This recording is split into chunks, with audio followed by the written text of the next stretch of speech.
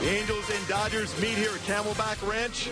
Should be a fun one. Anytime these two teams get together, it's going to be a good one. And the lineup today for your visiting Angels, it starts off with Cole Calhoun playing right field. He's had a very good game last time out.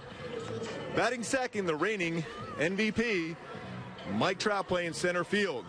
At first base, batting third, the former MVP himself, Albert Pujols, who's been playing some great D and swinging the bat exceptionally well. Another one who's in great shape swinging the bat well, David Freese, playing third base and batting fourth. C.J. Cron is going to be your DH today. He's been crushing the ball to both alleys, right center, left center.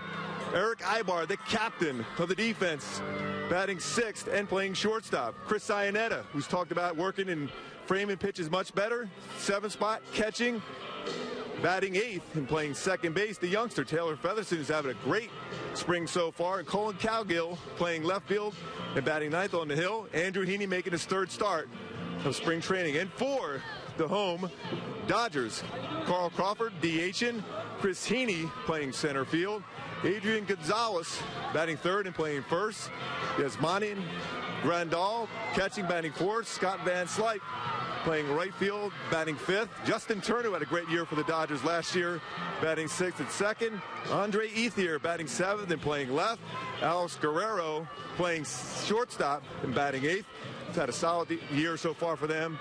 And Kike Hernandez, the man who can play a lot of positions for the Dodgers, batting ninth and playing third base. And on the hill for the Dodgers, Brett Anderson, former Oakland A. Then back up to you, Terry and Jose, with the call of the game. Have fun up there, fellas. Going at it.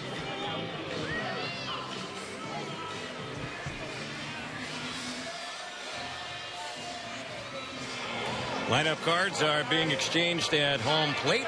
See Mike Soch out there representing the Angels, and Lorenzo Bundy, who is the third base coach for the Dodgers, out there representing the Dodgers, and Don Mattingly's lineup. The umpires today will have Ryan Blackney calling balls and strikes, Mike DeMuro along with Dan Molino and Marcus Patillo are the umpires this afternoon around the bases. It's damp here. It's been wet. We've had a lot of rain. The field was covered, the infield anyway, a little bit earlier, but right now, as we mentioned, maybe as nice as it's been all day long here at the ballpark at Camelback Ranch in Glendale, Arizona. The dimensions here at this ballpark: 345 down the lines, 385 in the alleys, 410 to dead center.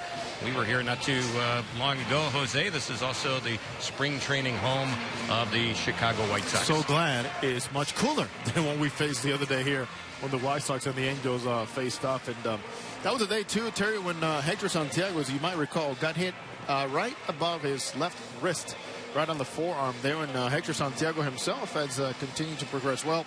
We mentioned Garrett Richards, great day for him yesterday. He threw 3 innings, 44 pitches, 31 strikes, up to 96 miles an hour. So great news for, of course, the Angels, for the organization, for his teammates, who, of course, welcome him with open arms. Matt Shoemaker made also a start yesterday in an inter-squad game in the minor leagues through 5 innings. And C.J. Wilson back on the mound himself yesterday after missing time because, of course, the flu-like symptoms that pushed him back, and also the left knee issue. So C.J. on track to pitch on 3 days rest.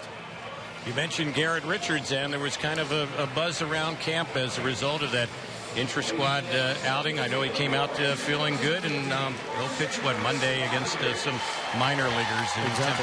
And the other thing is, after he was done with his outing yesterday, they actually went out there and worked with him a little bit more on some pitchers fielding practice. And he says, after all, it's a reactionary thing. I'm just going to go out there and cover the bases if I have to, but it's not really prevalent in his mind.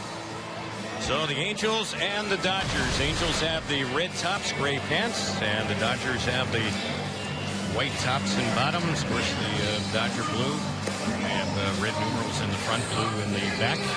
And their starting pitcher, left-hander Brett Anderson, is loosening up. They signed him to a 1-year deal this offseason. Limited action last year when he was with the Rockies. 8 games, 8 starts. And then that was it. He's had a lot of injury issues, and he's been bothered by ankle and foot problems. He's had Tommy John elbow surgery going back to July of 2011. He's a guy who really just has not pitched much fewer than 100 innings any of the last 4 years. And really the last 3 seasons, he's been a guy who's pitched less than a total of 50 innings. So Anderson loosening up. Cole Calhoun will be the first batter for the Angels. Angels are 7-7 this spring. And the Dodgers' record is 8-3-5. They have had 5 ties so far this spring. And all of those games that ended up in ties did not even go an extra inning. They just played 9 and decided, hey, we played enough today, and the game ended up in a tie. So we are just about set for baseball. Cole Calhoun will lead it off for the Angels. Angels without too many left-handed batters here against the lefty Anderson, but Calhoun is one of them, and looks to be the only one. Eric Ibar in the lineup. He'll bat right-handed, the switch hitter. Home plate umpire Ryan Blackney signaling over. Where's that Rosenbach? Let's go. Signaling over to the Dodgers dugout on the third base side, and maybe a tongue depressor. There we go. Or the cleats there. They could get some mud in them today. Mound might be a little bit muddy. At least Anderson thinks so. He's going to check things out as far as his footwear right now and get comfortable. Regular season's not an issue because you have the spikes behind the mound that now have become a standard throughout Major League Baseball. Right. You can just wipe those shoes on there and get the dirt, the mud unclogged. So everybody's set now. And here's the first pitch today. That one a little bit low to Cole Calhoun, and the count 1 ball, no strikes. 64 degrees. It's cooled off with the wet weather here today in the Valley. And here's the next pitch. That one is hit on a high hop. It bounces off the glove of Gonzalez. Fielded by Turner. Flips to the pitcher Anderson, and it throws late. So that is going to be an infield hit. And boy, that ball rocketed up in the air right there on the first base side. So what happened with a high hop, even with the wet grounds here, you can tell how hard that ground is still. And how about Cole Calhoun getting down that line? So here is Mike Trout. Trout has had 11 hits in his last 14 plate appearances. Or I should say he's been on base safely 11 of his last 14 plate appearances. 8 hits and 3 walks the last 14 times he's batted. Here's the first pitch on Trout, and that's a called strike on the outside corner. The Angels' first hit of the game, brought to you by 714 Tickets. If you want to make a hit on tickets, log on to 714tickets.com. 714 Tickets. Call today, go tonight. Oh, Trout found out quickly. Young umpire Ryan Blackney will be giving that pitch, so hopefully it'll work on both sides, Heaney and Anderson. Here's the next delivery. This one is bounced to short. Could be 2. Flip to second. Relay on to first. It is a double play. Tough to double up Trout, but it was tailor-made to the shortstop Alex Guerrero. Well, I mean, Brett Anderson has always been a guy that can really get that fastball in on you. And he can run it away. He can sink it in. He got Trout thinking maybe he's going to repeat the same pitch he saw early in the count. And jammed him.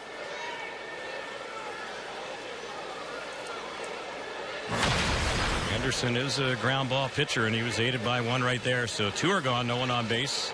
And here is Albert Pujols. They've turned the lights on here because it's overcast and damp and cool. 64 we mentioned at the start of the game, and first pitch in there for a called strike around the infield for the Dodgers.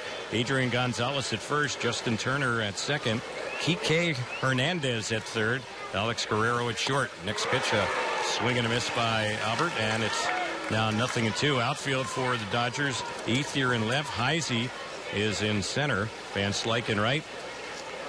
Grandal is the catcher. Crawford the DH, and Anderson pitching. There's one way low and away, and that misses. It's 1-2. His fastball really is tailing away that 2-seamer. You can see that one. Grandal calling it away, and the ball really taken off on him.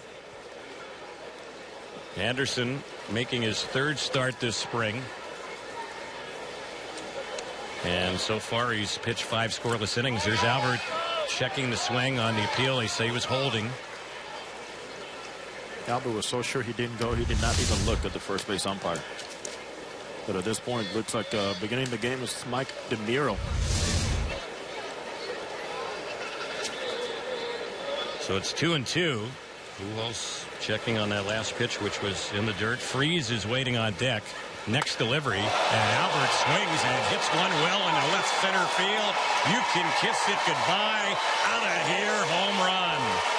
That's his first one this spring, and no doubt about that one. Albert Pujols takes Anderson deep, and it's 1-0 Angels. Absolutely no doubt whatsoever on how that ball was crushed. I mean, you saw the mislocation with the fastball in. And that ball, because I've been saying has been running a lot, he tried to sink it in and pound him in, and the ball ran right over the plate. That was loud. Albert knew it the moment he made contact. Here's Freeze batting now. He takes outside. Trout trailing Albert in the dugout after that home run. Here's the pitch. Bounced on a soft hop on the left side. Hops off the glove of the third baseman Hernandez, who cut in front of Guerrero trying to stop that one. And no throw to first base. Freeze is on, and the inning continues with 2 outs. Some of the ground ball by Brett Anderson. See this happen a lot in spring training. A lot of guys have not played next to each other. Not used to the range, not used to the first step, not used to all the breaks you got to have, an instinct you got to have when you play with somebody and are familiar with them. That'll be scored an error on the third baseman, Kike Hernandez, and here's C.J. Cron.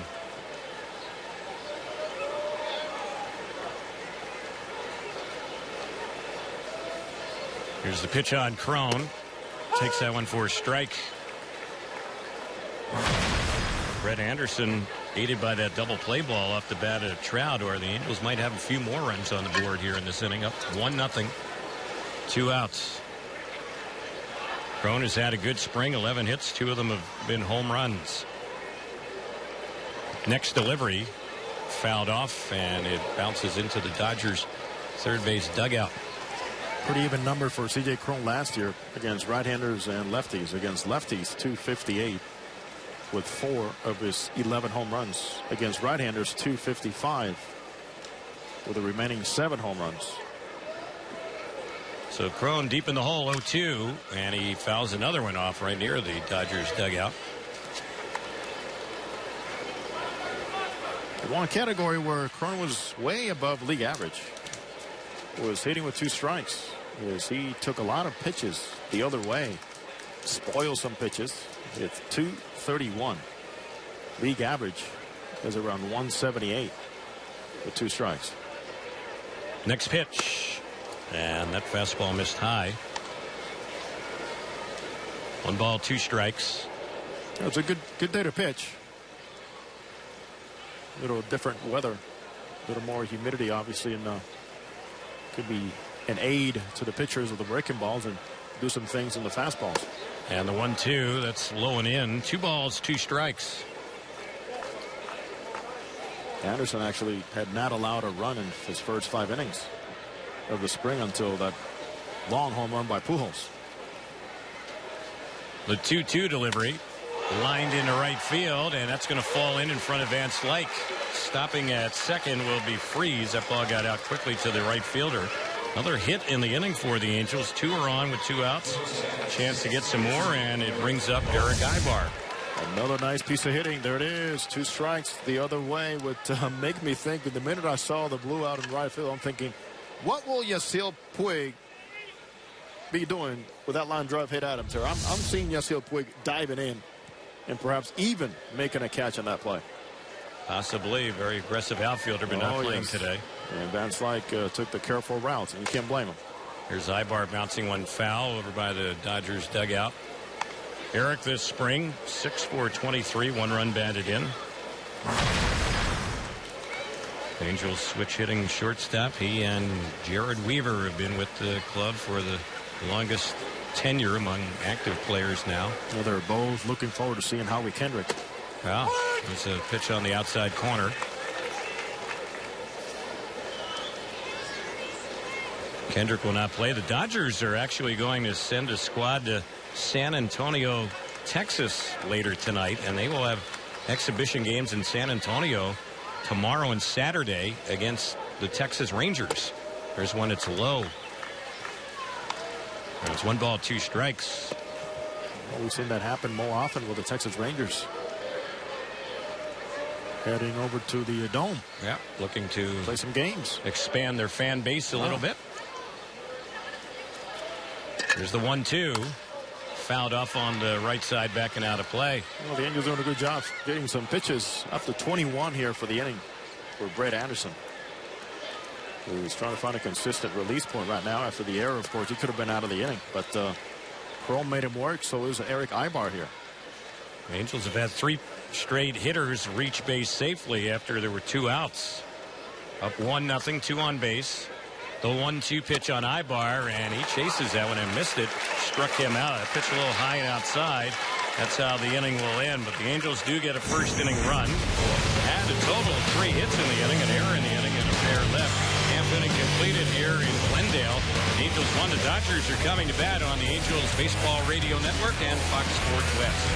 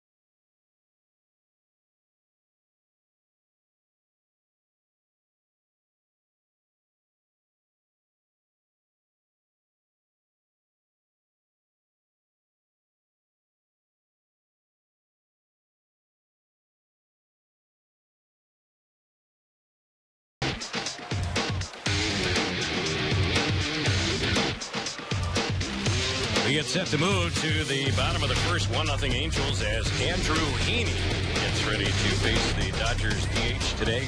Carl Crawford, their leadoff man. And first pitch, that's in there for a called strike. Heaney has the luxury of facing several left-handed batters. Looks like 4 in the lineup, including Crawford, who leads it off. And here's the 0-1. And that one is cut on and missed. It's 0-2. I guess Andrew Heaney, Jose, was a Dodger for what, a couple of hours? He said maybe 15 minutes. That happening this offseason. And here's the next pitch, and that's waved at and missed. And boy, Heaney polishes off Crawford with no trouble at all. Struck him out. Tell you what, it's not the fact that it's overpowering. The fact that Crawford has not seen this. This guy comes out of the first base side, and for a lefty, we have not seen him before. It is a wide angle and much of a margin to cover as a hitter. The Angels have been very impressed with Heaney's slider here in camp, and he ate up Crawford there. There's a pitch that's tipped foul by Heisey. Heisey's had kind of a tough spring, 2 for 21. One of the hits a home run. He's trying to make the Dodgers as a reserve outfielder. He was with the Reds last year. Right-handed batter, and here's the next pitch. Cut and a miss on that one. Andrew Heaney, very deliberate with that delivery. And just goes out there and uses a good pace. Does not get rattled.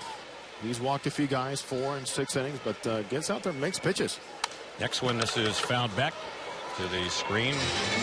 And the count, no balls and 2 strikes. Angels got Heaney for Howie Kendrick. Dodgers had gotten Heaney in a deal the same day from the Marlins. That was part of the D. Gordon trade. Here's the next pitch, and that is a check swing. Did he go around? No, on the appeal to first base. So 1-2 the count on Heisey.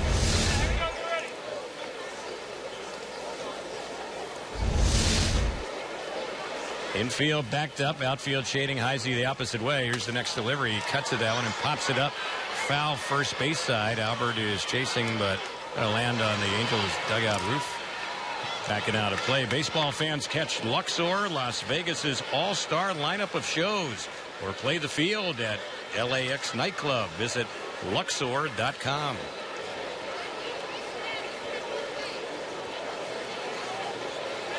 Adrian Gonzalez, the Dodgers first baseman, waiting on deck. And here's the 1-2. Didn't miss by much, a little bit low. 2-2 the count. Heaney fastball, slider, curve, cutter, and changeup. And the 2-2 delivery. Swing and a miss. He struck him out.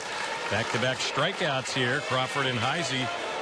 2 have been polished off, and here's Gonzalez, another left-handed batter. He's got enough deception now. Doing a comparison on both lefties and where they land is pretty clear. As to who throws across his body, this is Heaney right here, and this is Anderson right here. If you're watching on Fox Sports West, it's very clear as to why so far the lefties are having a tough time picking up the baseball, along with the first righty that he faced. Adrian Gonzalez, 32-year-old Dodger first baseman, digs in. Heaney's first pitch, called strike. See Adrian with the veteran move.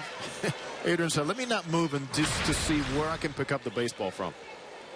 That's a hitter doing his homework. There's the next pitch, and this one is bounced by the mound, out behind second. It's fielded by Ibar. Plenty of time to get Gonzalez. He doesn't run all that well, and that'll end the inning. Impressive first inning for Heaney. Retires 3 in a row with a pair of strikeouts. No runs, hits, or errors, and nobody left. So the second is coming up here in Glendale. It's 1-0 Angels on the Angels Baseball Radio Network and Fox Sports West.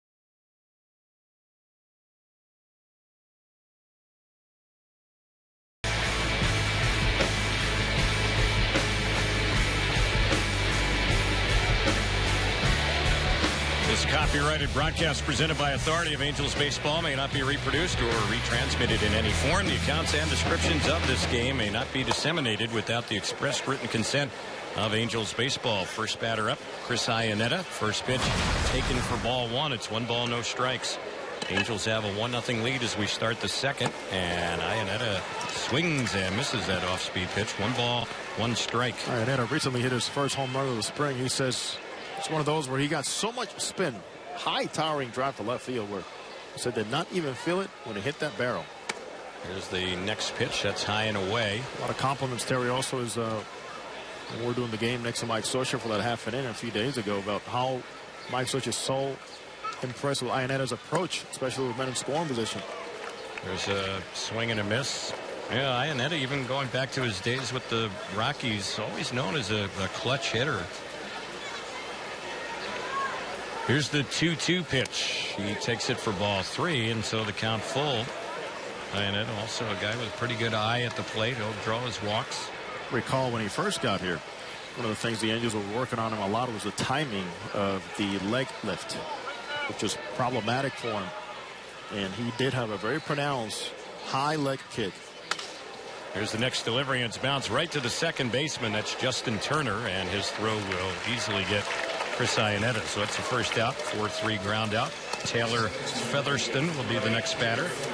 Does Ionetta even admitted it took him longer in spring training to get timing back, all because of the leg lift, which he has pretty much now simplified.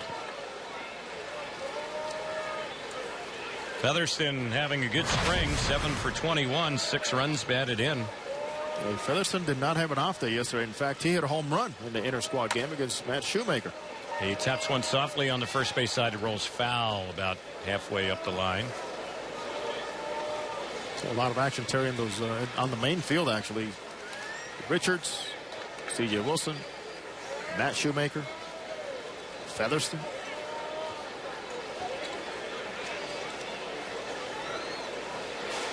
Featherston wears the number 8 on his Angel uniform.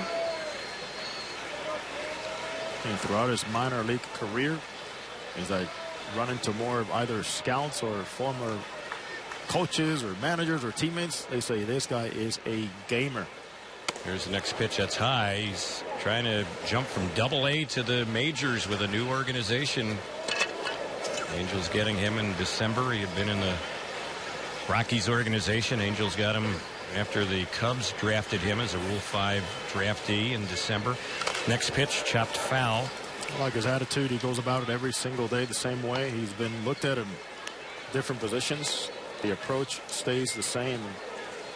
What we hope to see is the fact that he's not going to be one of those guys that's going to change what he's done. The way he approaches, as in, wow, now they're noticing me. Just go out there and play your game. 1-2 pitch, checks on that one. It's low. Featherston has some power. Last year in Double-A, 16 homers. He can run a little bit. He had 14 stolen bases last year in the minors. He's played a lot. He and Johnny Giavotella have played in 13 out of the first 14 games the Angels have played. 2-2, and that one just missed. Close pitch there, so it's a full count. Today's game being brought to you by In-N-Out Burger. Fresh cut fries from real potatoes, shakes made with real ice cream, fresh toasted buns, and pure beef patties at In-N-Out. That's what freshness is all about. Why not stop in after today's game? The payoff delivery, called third strike. Nicked the outside corner, and Featherston wasn't swinging, struck him out. He's had that pitch going all the way, pretty much. It's running a lot, and we saw it running for Pujols out over the plate when he extended those arms for a home run, but also we saw it running in the first pitch that Mike Trout saw that made it 0-1, and there's Trout discussing that with Taylor Featherston. Started outside, then broke in at the last moment, right near the plate. There's the next batter, Colin Cowgill. 2 outs in the inning. He takes the first one after showing signs of bunting. It's 0-1.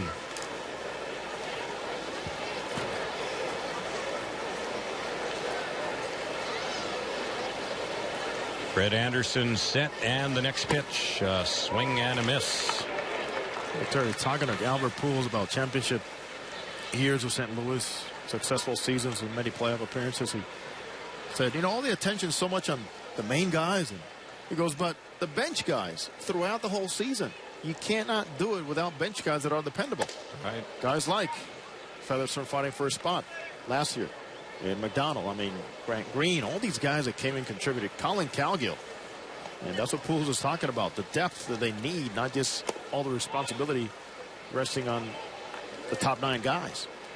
Cowgill taking a pitch. To count now 2 balls, 2 strikes. Terry, and Pujols mentioned somebody he really liked, John Jay. He said, look at John Jay and what he did for us, and, you know, as a learning young player. Daniel Descalzo, Matt Carpenter, all these guys throughout the Cardinals organization.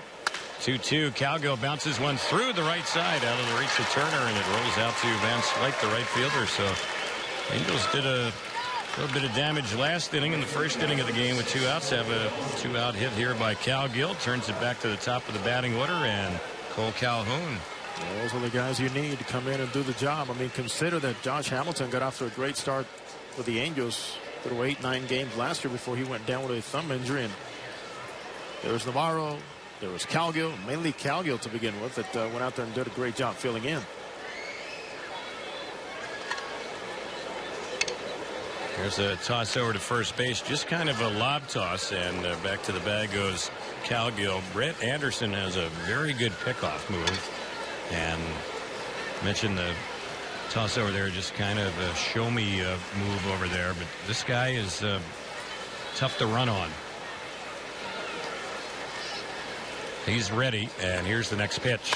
That is a shot right up the middle. Another hit for Cole Calhoun. Cowgill will turn but stop at second. And the Angels have something going on with 2 outs. Runners at first and second for Mike Trout. Give a lot of credit to Cole Calhoun staying on that pitch. He's seen that Anderson has overthrown the breaking ball. Is a little bit too hard, so there's not a lot of separation between that and the fastball at times. Stay right with it. Body in good position. And Rojo has been hot. He has. He's had hits now each of his last 5 times up. The Rojo has been Rojo Caliente. Red hot. Here is Trout. He's another guy who's been hot, although he did bounce into a double play his first time up today against Anderson. The pitch, and that's outside. This Brett Anderson, who was just a few seasons ago, the 2013 season, he was the Oakland A's opening day pitcher that year. This guy, when he is on his game, when he is healthy, he is really good. 1-0 pitch. A called strike. Well, Brett Anderson, though, the injuries have just followed him. He's only made 30 starts one time in his career.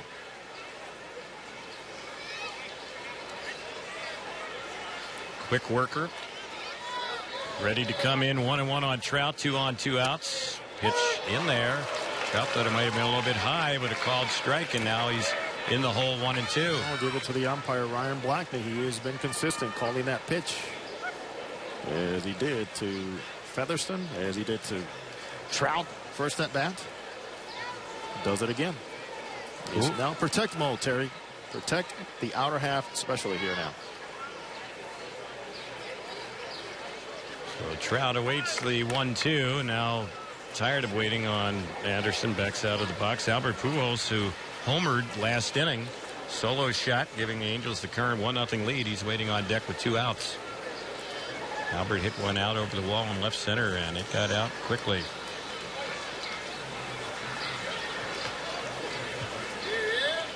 Trout back in there here against Anderson, who shakes off his catcher. Now they'll meet with Grandal as the two try to get on the same page. Fans, live Angels baseball is back in 2015 with MLB.com at bat on your smartphone or tablet. Stay connected with live radio broadcast stats, breaking news, and more. Download MLB.com at bat, the #1 app for live baseball. Everyone set. Here's the next one on Trout. Low. 2-2 on the Angels all-star center fielder. Got the American League MVP in uniform in the game. You also have the reigning National League MVP and Cy Young Award winner on the other side, even though he's not in the game, and Clayton Kershaw. This game definitely has a different vibe here today, Terry. Here's the next one, a base hit right up the middle. Going into third base, being waved home is Cowgill. He will score. Then breaking for third, jamming on the brakes and going back to second will be Calhoun. Trout has another RBI, and the Angels add on. It's now 2-0. There's a different vibe to this ball game here today, and here we go once again. After 2 outs, 3 consecutive singles. The MVP does it up the middle. Angels aggressively running the bases and pressuring a guy that came into this game having thrown 5 scoreless innings in Brett Anderson. So Anderson has faced 11 batters. 6 of them have hits. It's 2-0 Angels, and here's Albert batting with runners at first and second. And he takes that one for a called strike. You were mentioning Trout and Mike Trout winning the MVP award in the American League, and Clayton Kershaw doing the same thing in the National League along with the Cy Young Award. Today's Kershaw's birthday. He turns 27 years old. 1 ball, 1 strike to count. 2 great young faces for the game of baseball. Get it done on the field and don't want a whole lot of attention off the field, which is great. Both Trout and Kershaw. Here's the 1-1. Albert cuts it. That one fouls it back to the screen. So it's 1-2. Anderson has been in front of just every batter for the most part, but maybe a few too many hittable pitches. The Angels haven't had any trouble getting hits against them. 6 hits already from the first 11 batters. 2-0 Angels. Here's the 1-2 on Pujols. It's hit sharply on the third base side. Just foul. Boy, that would have been another run, maybe 2. And just off the bag at third base. Another rip, though, off the bat of Pujols. Well, he has been really on the ball. Pulling with the hands, not with the body. Staying on the ball to the other side of the plate. Driving the ball to right center field. Fouling off some tough pitches. And as you said, seeing the ball very well. Anderson backing off the rubber. Time called. Yankees are really working Anderson. Here comes pitch number 50. And Albert thought about chasing that one. Laid off it. Close pitch. 2-2. Going to be forcing manager Don Mattingly to have to start warming somebody up before he wanted to.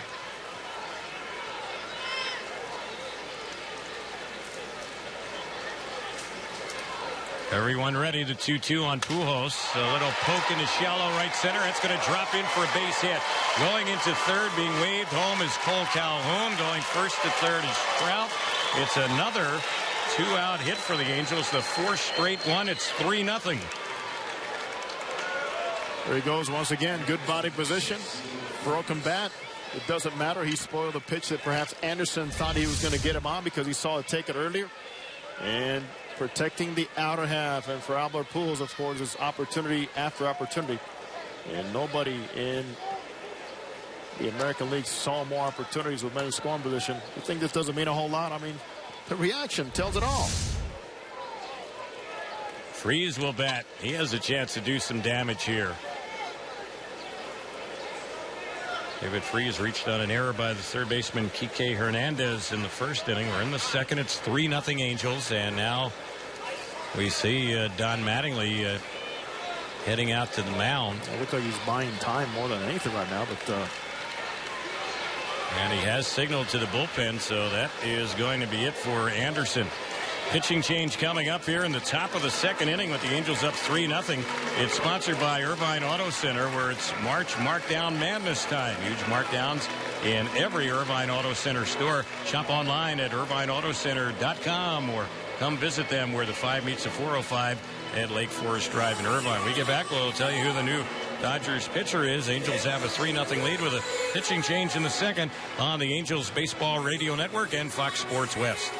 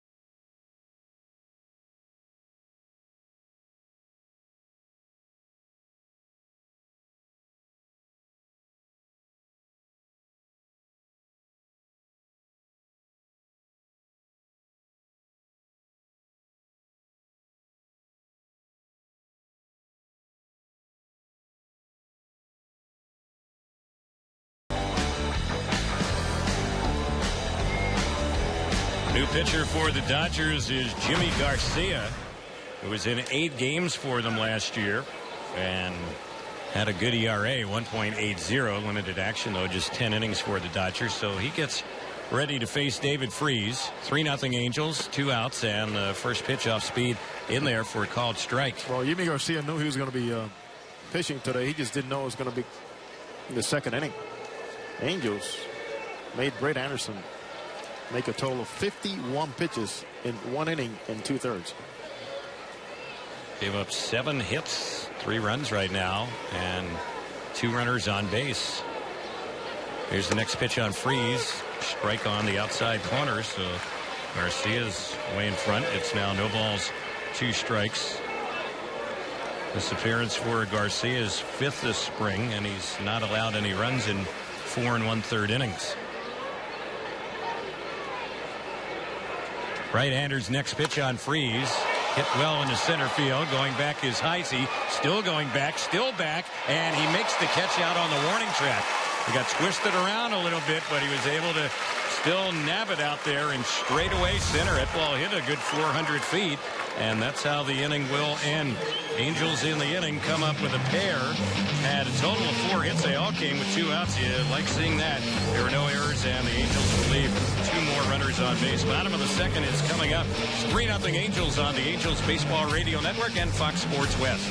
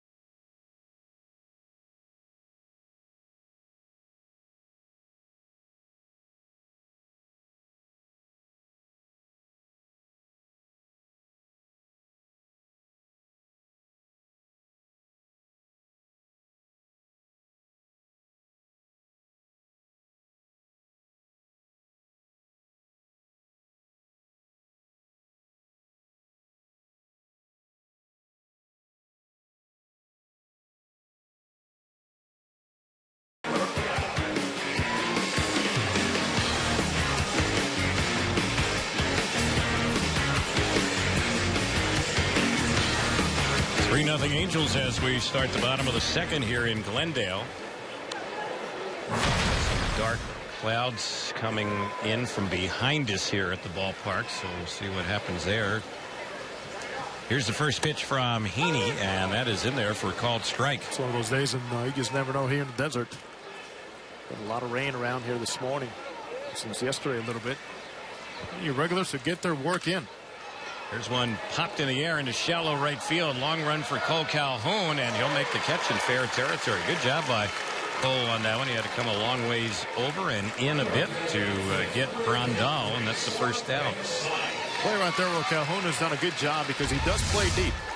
But he keeps that body under control as he's striding quickly. Make sure those arms don't get stiff. Scott Van Slyke, the batter, had a solid year for the Dodgers last season. Hit just under 300. And he's had a good spring for them as well. The pitch, that's a called strike on the outside corner. Earlier we were talking about Chris Ionetta's leg kick. This is one that's very interesting to watch. This is a big man. Here's the next pitch, and Van Slyke takes that one for a ball, 1-1. We're talking about almost like he's on the mound, like he's going to be pitching and driving Staying on that back leg. Here's the next delivery, and this one is pop back foul behind the plate. Ionetta's going to run out of room. It's back into the plate. That was a great catch. Fan made a nice grab on that one. It wasn't a clean catch, but a great catch. He stayed right with it. So 1 ball, 2 strikes. See that high leg kick. I'm going to be thinking changeup right here.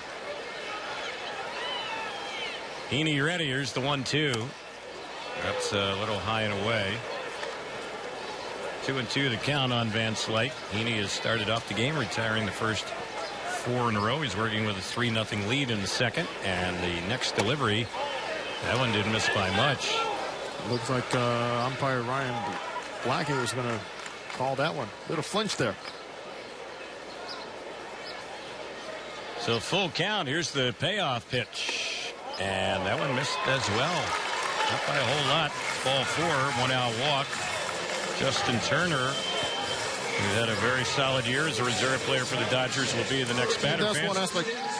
It's time once again to go around the grill with Albertsons to make picture-perfect burgers every time. Press a little indentation into the top of each raw patty with your thumb.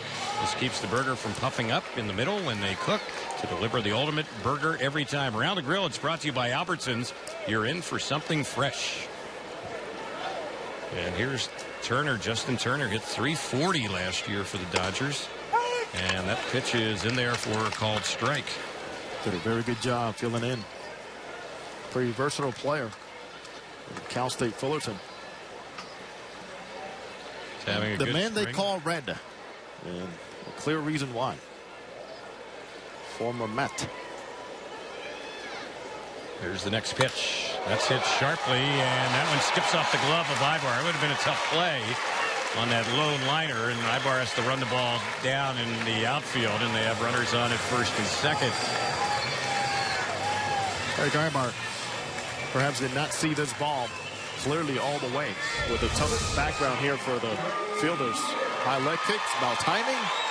Let's get that foot down on time as does Turner.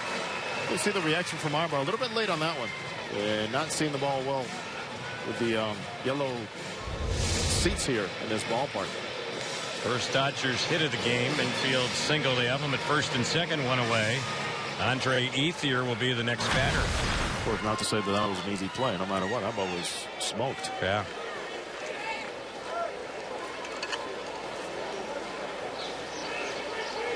Lefty-lefty matchup. Ethier hits one sharply out of the diving reach of Featherston. That's going to go into center field. Being waved in is Van Slyke. He scores from second. Ethier with an RBI hit. Dodgers get on the board. It's 3-1 Angels. Well, Andre Ethier taking a page out of Adrian Gonzalez and pretty much saying, well, I've seen him face some lefties. I kind of know what release point I should be looking for. Well, even though Gonzalez did not get a hit against Heaney, I think the information passed along was less body, more hands, but make sure you find a release point. That's a good job of hitting. So it brings up Alex Guerrero, who's had a pretty good spring for the Dodgers. He was with them last season, not too much with the Dodgers, and went only 1 for 13. And he takes the first pitch for a ball to count 1 ball, no strike. Going back to Heaney, and something we touched up in the open is the walks. Like Sosha clearly would like to see him just minimize the amount of walks. He came into this game having issued 4 walks in 6 innings. 3 straight batters to reach base safely. Here's Guerrero swinging and lifting one high and deep down the left field corner, and that ball is gone. Snuck it inside the foul pole. Guerrero has hit a 3-run homer, and with that swing of the bat, the Dodgers have a 4-3 lead.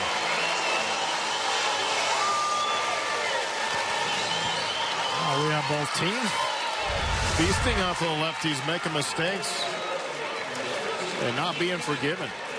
Alex Guerrero trying to make the ball club as a backup infielder has done pretty much everything in his power so far with the bat to send the message to everybody in the organization. Came into this game hitting .409, and that is already his 2nd home run this spring.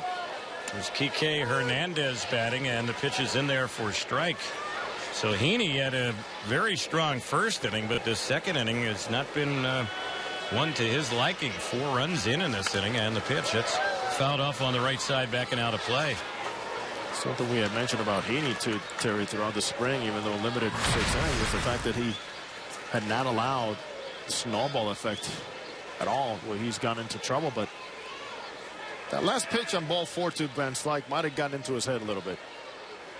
Here's the pitch. That's low and in. You can see even Mike Scioscia saying something about where that pitch was.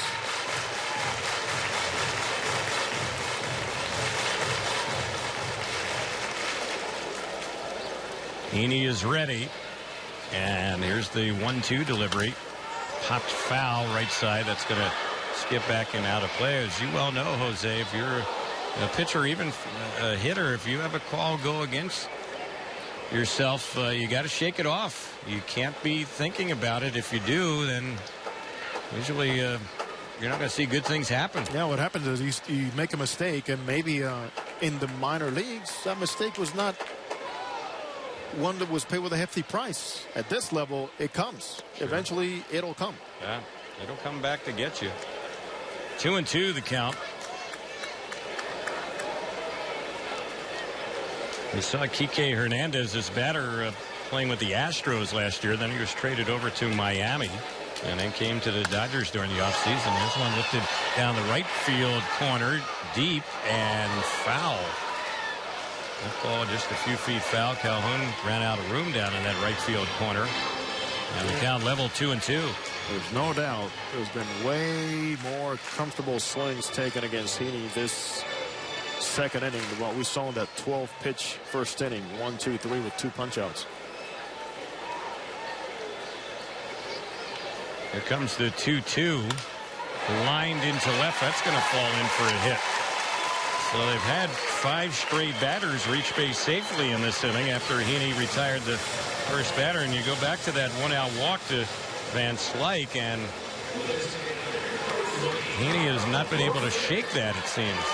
20 pitches already this inning. And Mark McGwire, Dodgers hitting coach, ought to be very proud of what we've seen here with the patience and attack mode the Dodgers have been on here. 7th batter up in the inning. This is Carl Crawford, their leadoff man. 1 out, 4 in. Dodgers lead the Angels 4-3. We're only in the bottom of the second, and there's a pitch in there for a strike. This batter is a good indicator, because so far, as you know, Terry, Crawford was gone in 3 pitches, and he did not look good at all. Should be a good indicator as to how they're picking up the baseball here. Heaney is set. Long pause. Delivers. Crawford takes outside. Oh, Mike Scioscia. Like Don Mattingly, going to have to start thinking about that bullpen use pretty soon. And he's getting ready for his 35th pitch so far today. We're only in the second inning. Lob toss over to first. Back goes Kike Hernandez. Not a real big base stealer. Did not have any last year.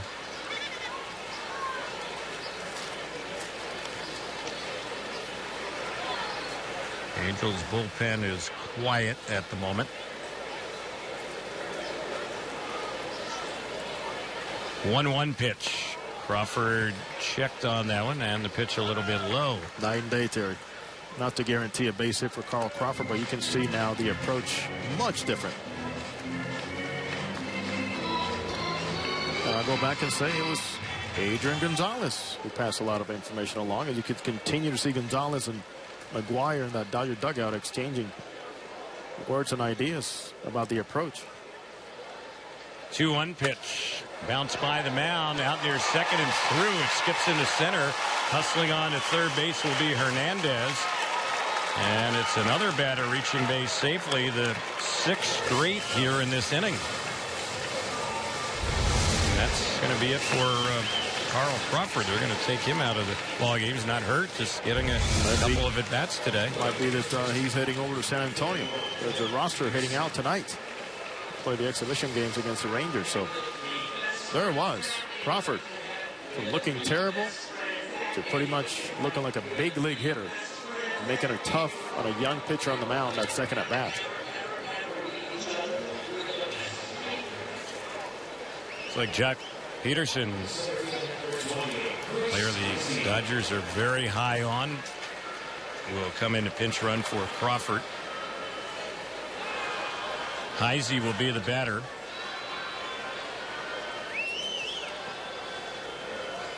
Heisey's first time up a strikeout victim. Dodgers have had 6 straight reach base safely here with 1 out. They've scored 4 in the inning, and they have 2 on base. With Heisey batting now against Heaney, and the pitch high and away outside. There's a lot of movement right now in the Angels bullpen. A lot of candidates going on. There's a lot of candidates out there. But no one's warming up at the moment. I think nobody knows who's the backup guy right now. I'm getting tired watching them circulate those arms out there, doing some stretching. Here's the pitch. That's pitch outside. Snap throw to first. Peterson dives back.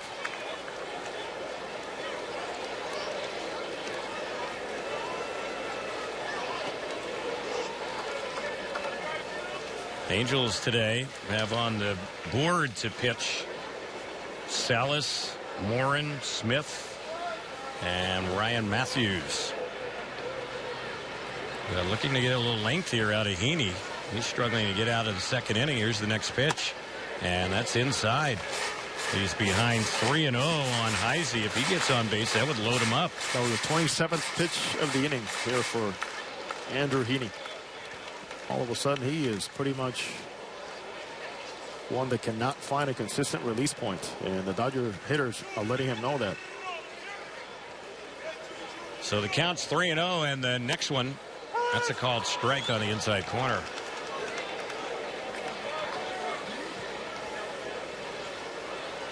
Heaney could use a double play ball here. Adrian Gonzalez waiting on deck.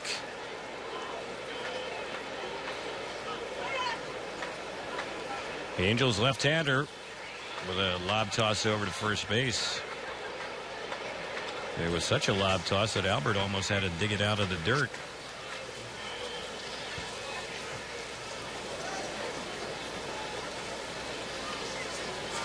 Infield backed up, outfield shading Heisey, a right-handed batter, a little bit the opposite way. Heaney is ready. 3-1 pitch. Fouled off right side, late swing. Ball back and out of play. Let's pause for stations to identify themselves on the Angels Baseball Radio Network and Fox Sports West.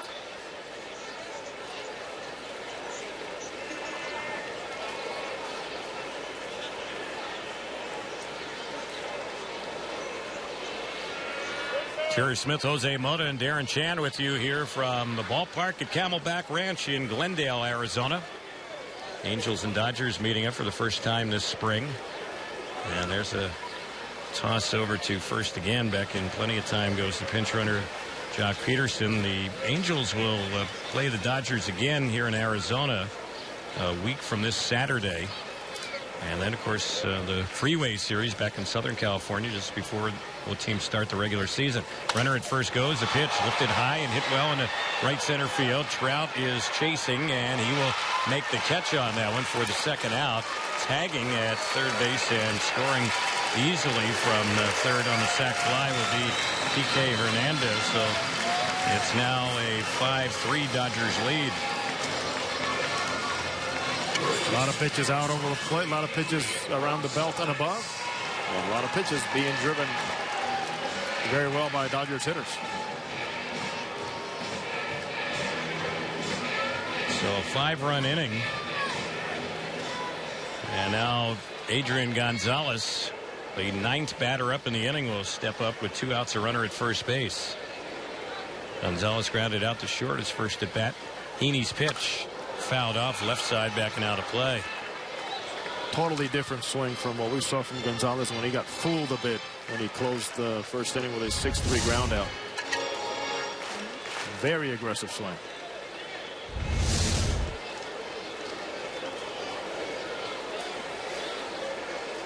Sac fly out the bat. Heisey snapped a string of 5 straight batters getting hits against Heaney. Here's a ball that's lined to the third baseman, David Freese. He jumps up and nabs it, and that will end the inning. And sounded like he cracked his bat on that one. He's retired, so are the Dodgers, but they get 5 here in the second. They did it with 5 hits, a walk, no errors, and they leave 1. So 2 in the books. Third is coming up. Dodgers lead the Angels 5-3 on the Angels Baseball Radio Network and Fox Sports West.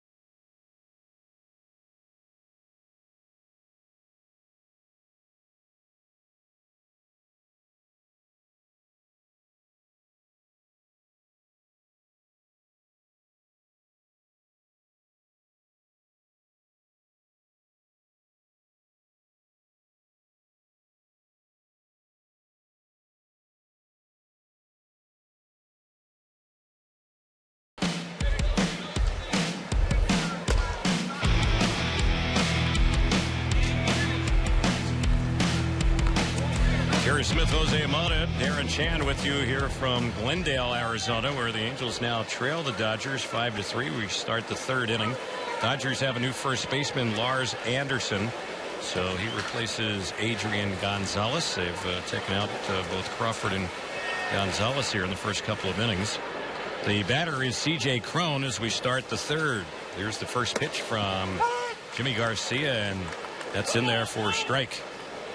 Angel fans, now's the perfect time to reserve a suite rental for the upcoming season. Suites offer 12 to 36 guests the opportunity to enjoy the game in a private atmosphere on the exclusive club level at Angel Stadium. I'll tell you a little bit more after the pitch, and that's another called strike. It's 0-2. Suite rentals at the Big A also offer all-inclusive food and non-alcoholic beverages. To reserve your suite, call 888-796-HALO or visit angels.com/suites. Here's the next pitch, the 0-2, and that is a swing and a miss. That was a tough at bat right there for Cron, who chased the pitch up and in, and he's down on 3 pitches. No doubt. I mean, that one right there had him overpowered the whole way. But not necessarily just pure velocity, the fact that he just did not see the ball well. And that short arm action that Garcia has was very advantageous there against C.J. Cron. Ibar bats. He struck out his first time up. That was against Brett Anderson, who had a pretty rough day for the Dodgers, but will not figure in the decision. There's one that's in there on Eric. He's batting left-handed now against the right-hander.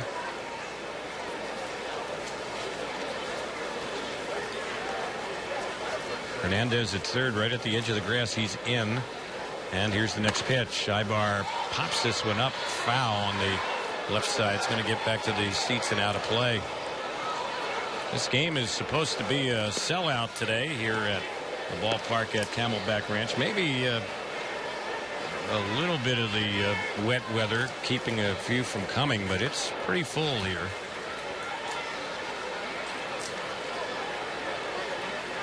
Oh, 0-2 the count on Ibar. Here's the next pitch, and he swings and misses that one, and did not look good on that pitch. It was a little bit high and outside, struck him out. Jimmy Garcia came into this game. In 4 games, he had participated 4 1/3, only 1 hit. 3 strikeouts. Opponents, of course, with that 1 hit, they've been hitting only .071 against him. Short arm action. Terry, as you mentioned, some time last year. Was it a young, hard thrower? Trying to get his mechanics in tune. His pitching coach, Ray Cunningham, trying to get him to stay on the rubber a little bit more. What you'll notice also as you watch Garcia is the fact that the separation with the hands doesn't occur right as he breaks. He keeps his hands together for a long time, always from the stretch. And sometimes the guy gets in the way. Stepping out of the batter's box, Iannetta with the count, 1 ball, no strikes. Angels had a 3-0 lead, but the Dodgers put 5 on the board in the bottom of the second. They're up 5-3 here in the third. As Iannetta lifts one foul over on the first base side, that's going to head back to the seats behind the Angels dugout. So they count 1-1.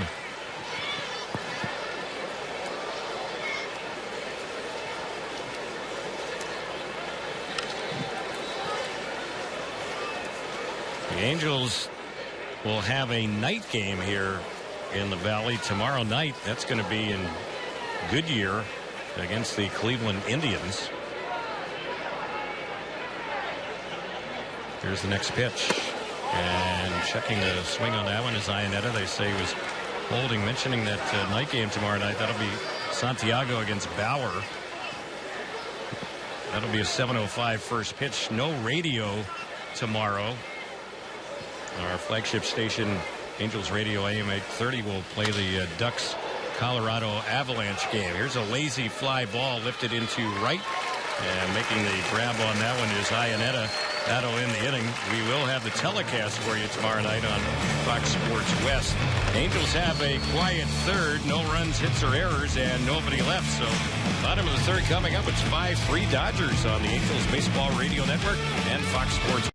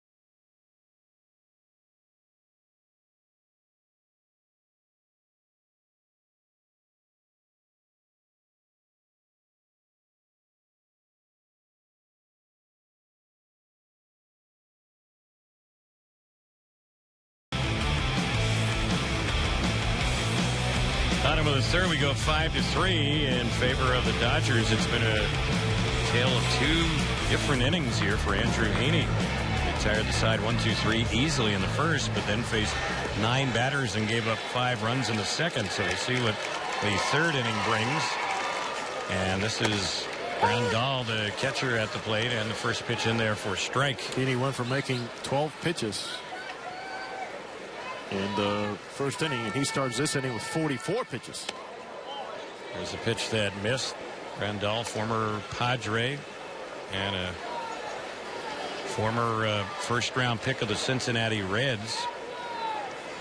Got 225 with 15 home runs last year for San Diego. Now with the Dodgers, and the next delivery misses. 2 balls and 1 strike.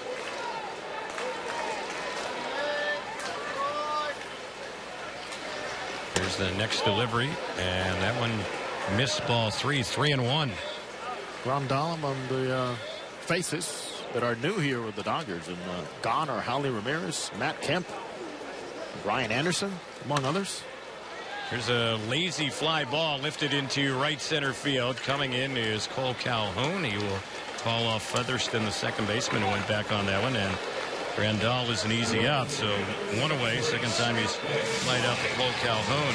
Also the Angels, the Dodgers now with new president of baseball operations and former Tampa Bay Ray and former Tampa Bay Devil Ray executive Andrew Friedman, now the president of baseball operations, and new Dodger general manager Farhan Zaidi came over from the Oakland A's and have taken over restructuring and reconstructing this roster.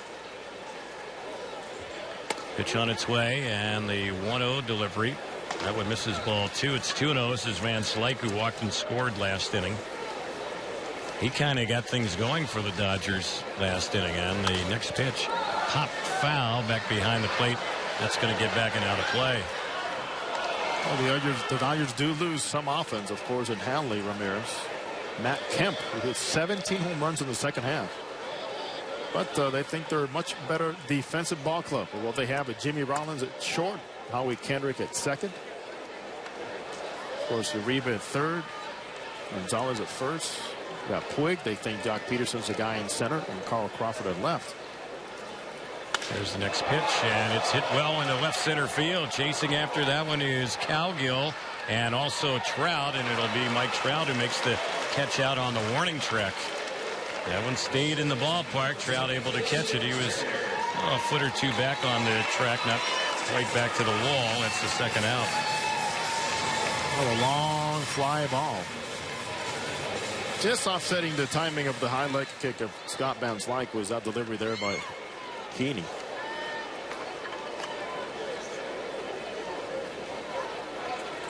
So here's Turner batting. And that one's in there for a strike. He has a single. He scored a run. Angels last year won 98 games. Won the AL West. Dodgers won 94 games. And they won the NL West. There's the pitch. That's lifted foul down the right side. It's going to get back and out of play. Also, the Angels swept by the Kansas City Royals in the division series. And the Dodgers lost in 4 games to the St. Louis Cardinals. The Dodgers did spend 99 days in first place last year. There's the next delivery. Fouled off right side. Dodgers have won back-to-back NL West crowns. Into the postseason for the last 7 years. 5 of the last 9. And for the Angels, it was ending the drought. 4-year drought. Of no baseball in October for the Halos. Finally came to an end last year. Pitch foul back again, this time right side, backing out of play. There's a wild card winner, Kansas City Royals, who made it all the way to the World Series as AL champs. Here's the pitch. That's low. Terry really looking forward to this matchup coming up on Saturday against the San Francisco Giants. And Tempe Diablo Stadium should be rocking and packed. Angels will have back-to-back games against the Giants Saturday and Sunday. There's one that's low. The pitching matchups against the Giants. Weaver against Lincecum on Saturday. Wilson against Baumgartner on Sunday. Here's the next pitch. That's bounced on a tricky hop and kind of handcuff freeze right there. The ball skips by him and goes through into left field. It's one of those you don't know what to do. I mean, your body's in a position where you think you have enough give to throw your hand out there, and before you know it, you're in between hops. And that ball absolutely took off and changed directions around David Freese. So Turner gets his second hit. They'll score that a single. And Ethier will be the next batter, and it looks like they're going to bring in a pinch runner here for Justin Turner. Jarek Cunningham will be the pinch runner. Here's the pitch, and that's a called strike. That young player running at first base. First name spelled Jar J-E-R-R-E-K. You know too many Jareks? Nope. Neither do I. Just like we don't know that many Jareds either. There's Jared Weaver. Right, J-E-R-E-D. Hear a lot of people call him Jared. Right. But it's Jared. Toss over to first base. And Jarek Cunningham gets back to the bag.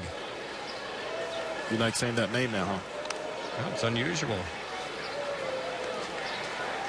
Toss again over to first. He gets back safely. Oh, that's a happy Cunningham right there. Double flap, high number, minor league player. Come in and run and get some ABs today early in the game. Big day for him.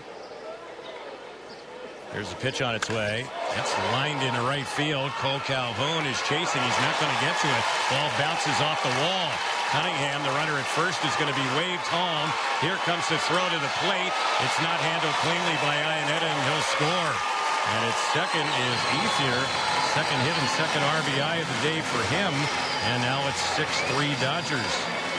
Well, Andre Ethier needed a day like this. Talked to him before the game today, and he's trying to keep things in perspective, knowing that the playing time could be dwindling here, even to begin the season. No secure spot for him, but he's done a good job. Hitting seventh, coming into this game hitting only 192. And he's put some good passes here against Heaney. So Heaney having a tough day today. 6 runs all earned in less than 3 innings. He continues, and here's Guerrero hit the 3-run homer off of him last inning. Runner at second, the pitch in there called strike. Last time Heaney pitched was Saturday, and that was against the White Sox. Pinch runner at second base now, Kyle Jensen. Pinch runs for Ethier. Kyle Jensen. So Ethier's day is done as well. There's a pitch cut on and missed. Ethier going 2 for 2 with 2 RBIs. He's supposed to be around the 75 pitch mark here today. He is at 64 right now. Here's the next pitch. Checking and holding up on that one is Guerrero. So the count 1 ball, 2 strikes.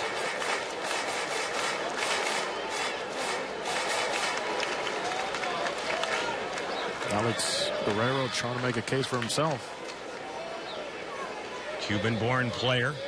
His counterpart, Erisbel Arruebarrena, already sent down to minor league camp a couple of days ago. There's the next pitch, and that one is cut on and missed, and down on strikes. This time goes Guerrero, and that's how the inning will end. Strikeout number 3 of the day for Heaney. They get another run, and they did it with 2 outs, 2 hits for the Dodgers. There were no errors, and they leave 1 runner on. 3 innings in the books. Dodgers have a 6-3 lead on the Angels Baseball Radio Network and Fox Sports West.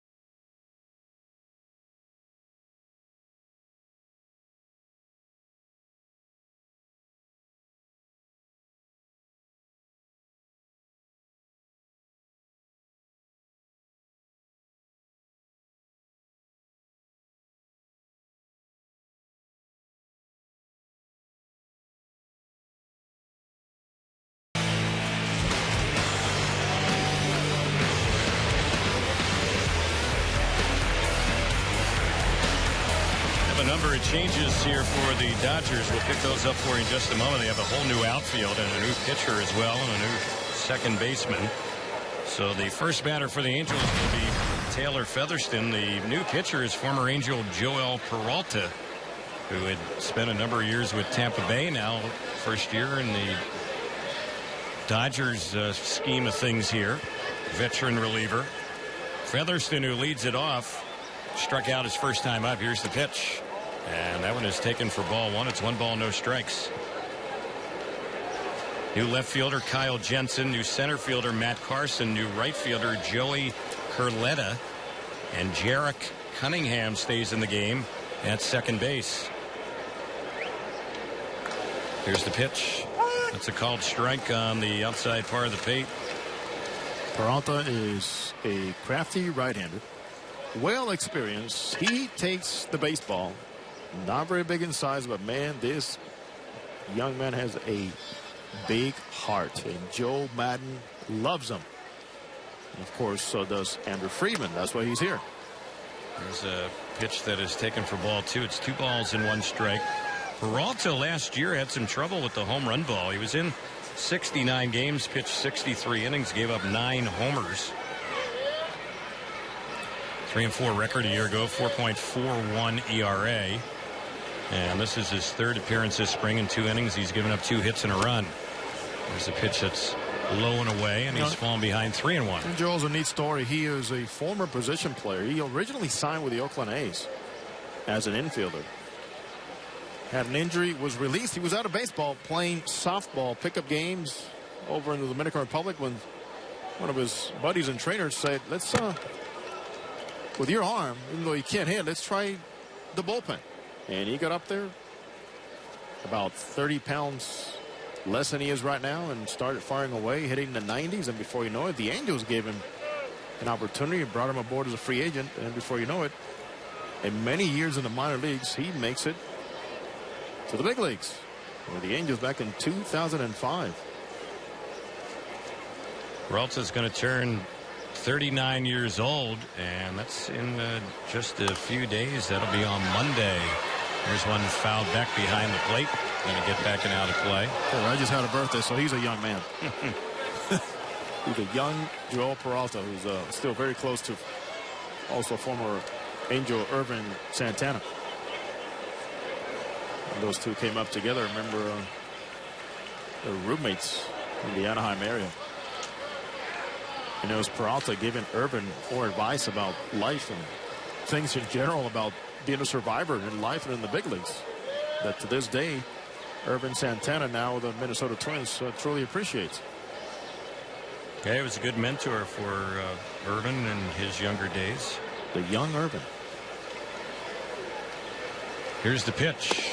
And on the 3-2, that's low and outside. So that's a leadoff walk for Featherston. Angels, who trail 6-3, have a runner on to start things off here in the 4th. Also with Peralta is the way he warms up between innings is quite interesting. He goes out there and starts playing catch. Well, the catcher doesn't overthrow anything, takes it easy. He says, I just do it as a way of just staying loose. Have been doing it for many, many years like that. Kind of lobs the ball to the catcher, and before you know it, he's firing away in the 91, 93 range. So the hitter now is Cowgill, who has a single, and he scored a run. Here's the pitch, and that is a called strike. Peralta is part of a retooled Dodgers bullpen. And right now, with Kenley Jansen down because of that left foot surgery he had about a month ago, they're still not sure who's going to open up the season as their closer. And now Brandon League is having some issues too. League was candidate number 1. The ball's 1 strike to count. Cowgill swings and misses that one for a strike. Checking the Jeep out of town scoreboard's brought to you by the 2015 Jeep Cherokee. Advanced technology, safety, and capability for every road. Visit Jeep.com for more information. In the Grapefruit League, Mets split squad beat the Astros 3-1. Kadire and Granderson had home runs for the Mets. Toronto doubled up Boston 6-3. Jose Batista's 3rd home run this spring. Another Mets squad beat St. Louis 7-2. Peter Borges had a home run in a losing cause for the Cardinals in that one. Here's the next delivery, and this is popped foul over by the Dodgers dugout, third base side, but it's going to land behind their dugout out of play. So 0-2 on Cowgill. Peralta fastball. He throws a slider. Sometimes a mix of a slurve and a slider, and also his split finger pitch. And something he wants to get used to doing with Yasmani Grandal is about setting a position for the catcher, which is very important, he says, as a visual for his follow through and for his finish. Always wants catchers just slightly up one side or the other of home plate. Cole Calhoun waiting on deck. 2 strikes to count on Cowgill. Next pitch goes after that one and pops that one foul on the right side. So that's going to land behind the Angels dugout. Well, one thing that Peralta is not very popular among broadcasters for is he takes a sweet old time on the mound. I know your favorite, though. John Garland. Oh. Now, he took some time. You're right, Jose. Been on base. Yeah. No kidding. Wow. Here's the next pitch. That one is high. Runner goes. Throw to second. Safe. That's a stolen base for Featherston. And that's one part of the game that Featherston has been bringing to the Angels. Aggressiveness. Great timing on a very good pitch to throw on there by Grandal. And Featherston, even though he took a knock on his head there on the slide against the right near the shortstop, it was all good. Wow. Really came in hard head first and slammed his head into Guerrero's right shin. So a hit could bring him in. He leads off second. Peralta ready, and the pitch. That is chopped foul over by the Dodgers dugout. Third base side. Terry, who wouldn't welcome middle of spring training on a March 19th afternoon? 64 degrees at game time here in Arizona. Yeah. Huh? We've been in this booth sometimes during spring training where it's been like an oven in here. And it is packed here today. Great to see this nice environment all the way around. Nice buzz. Again, the 1-2 pitch, and that is low. 2-2 the count. That's what we're talking about. Why Peralta wants Grandal set off on one side of the plate, especially with that split finger. He's just breaking down and away. Wants his catcher to be able to center it better, and he wants, of course, mainly the guy in the batter's box to chase it.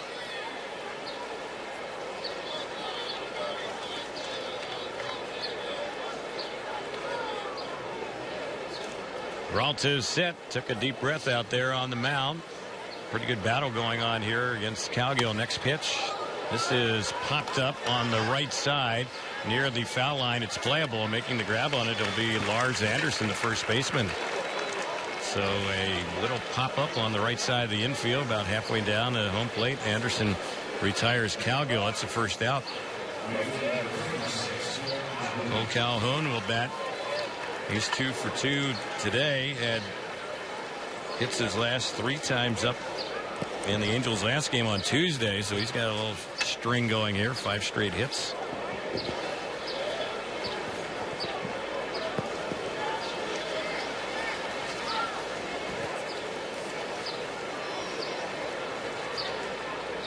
Left-handed hitting Angels outfielder Cole Calhoun, one of the top leadoff men in the game a year ago. Here's the pitch. He takes it for a called strike. So he's on the verge. One of those guys that is getting more recognition and well-deserved around baseball, and his gritty style of play, his abilities to set up some things for Mike Trout. This guy could become an all-star. He can do so many things for you to win games. And Mike Trout does give him a lot of credit for that MVP season last year. This is the guy hitting right in front of Trout last season. Good table setter. Time called. Calhoun backs out of the box. I recall Meister Asturias, a former Angel, that it seems like when Asturias scored runs, the Angels won a lot of games. here's the next Meister Storis, but with more power and some red hair. I mean, Cole Calhoun scores runs, and the Angels seem to win a lot of ball games. 1 strike to count on Calhoun as the sun is shining brightly right now. And Peralta faked a move to second base, so Calhoun's going to walk all the way out of the batter's circle. That was one thing not happening here today is the fly balls are easily seen and tracked.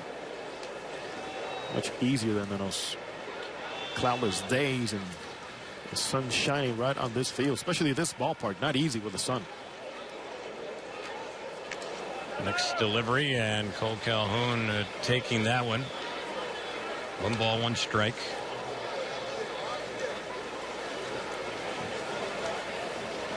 Well, 17 pitches so far for Peralta, facing only his 3rd batter.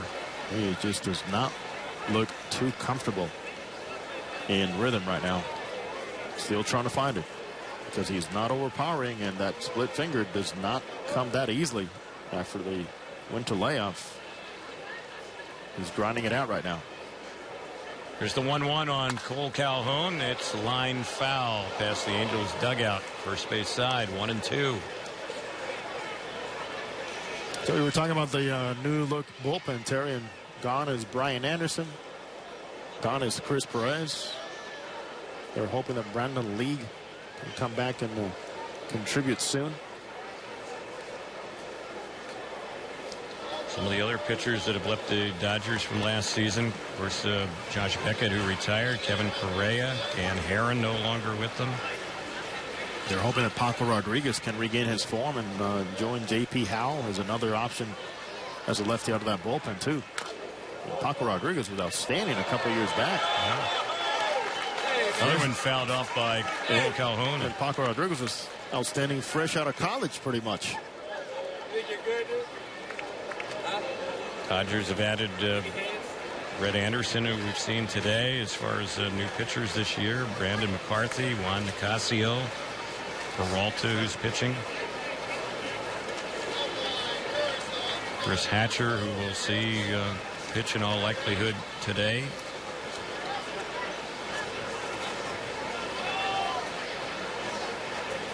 This will be the 20th pitch in the inning here for Peralta. It's 6-3 Dodgers in the 4th. Next one, it's lifted in the air into shallow center field. It's Matt Carson out there who'll make the catch. And that'll be the second out. Featherston has to hold at second. And now Mike Trout, who's been driving in runs of late, will be the batter. He has an RBI 2 times up today. 11 RBIs now for Mike Trout, who last spring was his way to the MVP season. Drove in 17 runs and hit 6 home runs here in preseason a year ago. Trout ended up with 36 homers a year ago and drove in 111.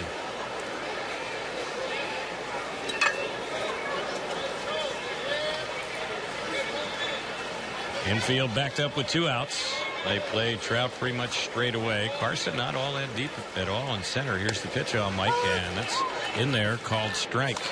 Fans, MLB.TV Premium, the #1 live streaming sports service, now available. Join the millions of subscribers. Watch every out-of-market game live. True HD on over 400 devices. Visit MLB.TV for details.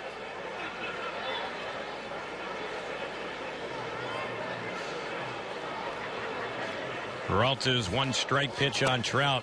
Thought about chasing it, lays off it. It's a ball inside. Well, you say that because Mike Trout has brought the mentality here into spring training about that pitch, even though that was not a fastball. He is very conscientious of the fact that to cut down on the strikeouts. This pitch up here is one that is going to have to disappear from him chasing after. Here's the 1-1 on Trout. And it's popped in the air into shallow center field. It's an easy play for Carson. He will squeeze it. And one center fielder retires another. That'll end the inning. Angels had the leadoff walk. That was about it here in the fourth. No runs, no hits, the walk, no errors, and the Angels leave their fifth runner on base. Bottom of the fourth is coming up. We are at the ballpark, the Camelback Ranch in Glendale, and the Dodgers have doubled up the Angels right now, 6-3. The Angels Baseball Radio Network and Fox Sports West.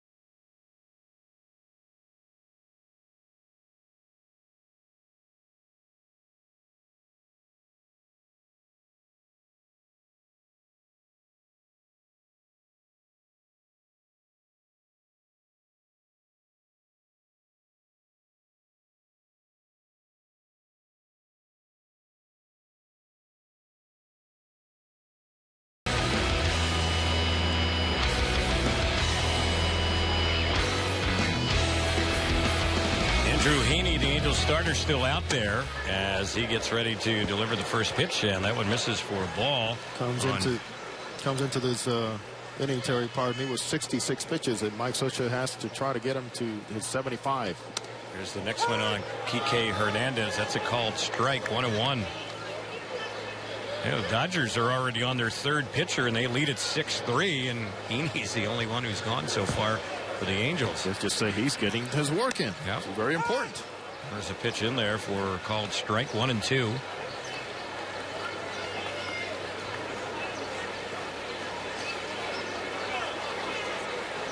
So ball and 2 strikes. Here's the next delivery on Hernandez. He swings at that one and lifts it in the air into left center field. It's hanging up, circling under, and making the grab is Cowgill in medium left center. It's the first out. Well, one good sign about that out is the fact that that ball beat the hitter on a long swing by Hernandez. The fastball had enough on it. So now with so many pitches, it looks like this is going to be it for Andrew Heaney. So his day will end as he goes 3 1/3 innings of work.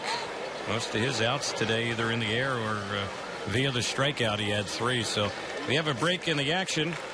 Angels on top in this game, 6-3. That's our score update. It's brought to you by Experian. Get the credit swagger you need on at Experian.com. We get back, we'll tell you about the new Angels reliever. Pitching change here, bottom of the fourth. 6-3 Dodgers on the Angels Baseball Radio Network and Fox Sports West.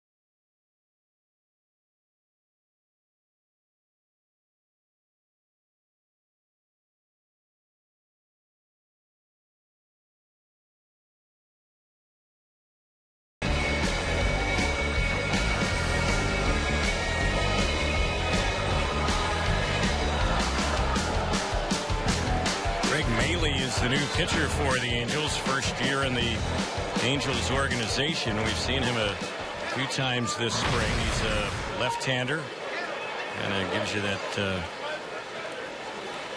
odd look out there on the mound. A little bit herky-jerky as far as his delivery, and he gets ready and fires the first pitch in as he faces a left-handed batter, Jack Peterson, and the first pitch of ball. Another lefty that throws across his body, and you think it's going to drop down on you a little bit more, but when you slow it down and see where the ball's coming out of, is more of a side armor, and sometimes even above. It's got the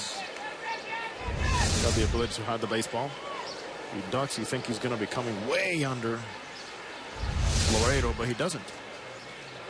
The count on Peterson 1-1. He missed the last pitch, and he takes that one for a called strike. Maley is in his third appearance, an inning and a third. He's yet to give up a hit.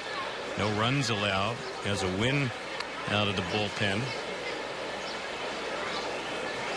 And here's the 1-2. That's way outside, nowhere close. The call to the bullpen here in the bottom of the fourth inning, brought to you by Farmer John. If you're tailgating under the Big A or watching the game at home, pick up Farmer John hot dogs and smoked dinner sausage to get that authentic stadium taste anytime. Visit farmerjohn.com for recipes that are sure to be a home run. Here's the 2-2, and Peterson takes a big cut at that one and fouls it off. That was not a two-strike swing right there.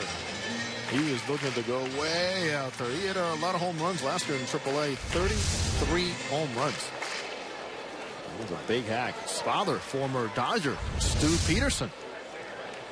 He's had 2 home runs this spring for the Dodgers, and there's a pitch that didn't miss by much, so it's a full count. Peterson hitting over 400 this spring for the Dodgers. Pretty good chance he's going to be their opening day center fielder. They're very high on him. They're very comfortable that he can go get him.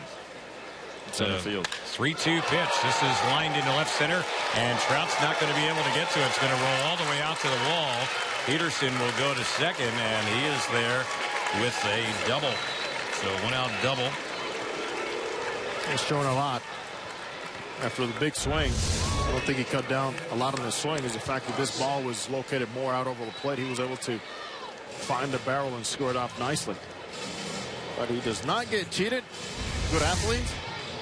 They're very happy with his progress in center field. Got exposed to the big leagues last year. Remember saw his father in 1985 when he played some games with the Dodgers.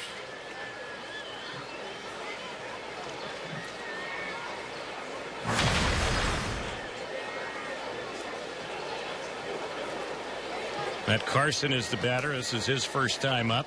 He's hitting out a Heisey's spot, and he replaced him in center field. He takes that one for a ball.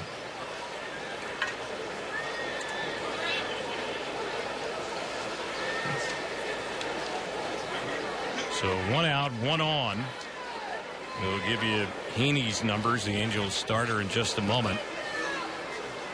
And the next pitch, this is bounced on the third base side, fielded by Freeze. One play first base in time to get Carson. And on the play, Peterson ends up moving to third. So 2 outs with a runner at third base.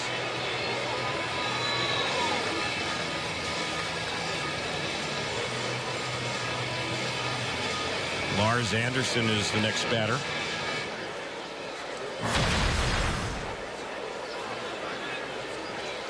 Andrew Heaney, the starter, 3 1/3 innings, 7 hits, 6 runs, all earned, 1 walk, 3 strikeouts. The pitch from Maley, and that one on the left-handed batter, misses for a ball. It's 1 ball, no strikes. Maley spells his last name Mahle. The left-hander's next pitch. That's low. Well, for Andrew Heaney today, Terry, is a matter of understanding that this kid is still a work in progress. Heaney has not secured a spot rotation. The rotation all of a sudden yesterday got a little bit deeper. Next pitch, this one is bounced out near the mound. Maley has it. His throw to first is in time, and the inning will end on the comebacker. So here in the inning, no runs. They had a hit, no errors, and they leave a runner at third. He's completed 4 innings today here in Glendale. Dodgers right now up on the Angels 6-3 on the Angels Baseball Radio Network and Fox Sports West.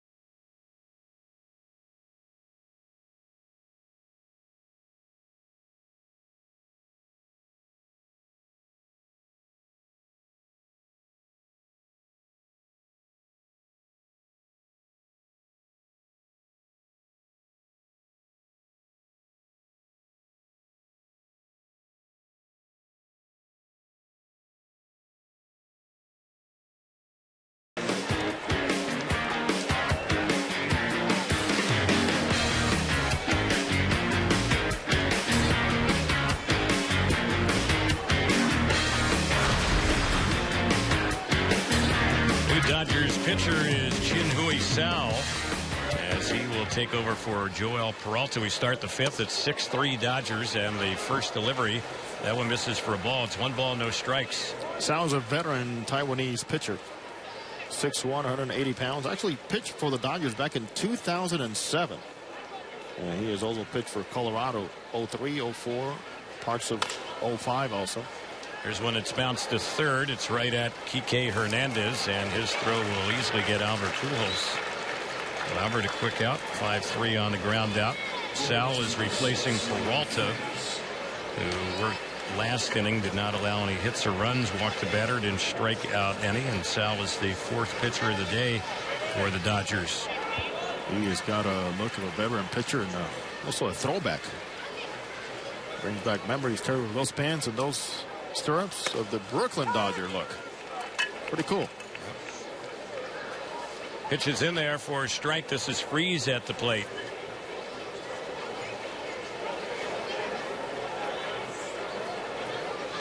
Next pitch from Sal. And that one pitch that evens up the count. 1 ball, 1 strike. Sal pitched for Taiwan in the 2004 Olympic Games in Athens, Greece. So he's been around. Here's the next delivery, and that one is fouled off on the right side, backing out of play. Trying to find his way into the Dodgers system after a long absence. And apparently his arm is healthy. He's on the comeback trail, no doubt about that. Here's the next pitch. And that one missed inside. Pretty animated guy out there on the mound.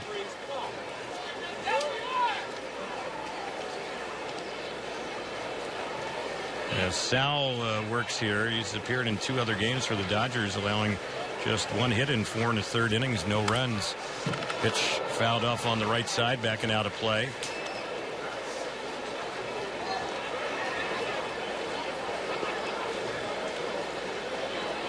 Angels had a 3-0 lead in this game, but the last 6 have been scored by the Dodgers. We're in the 5th inning. They lead at 6-3.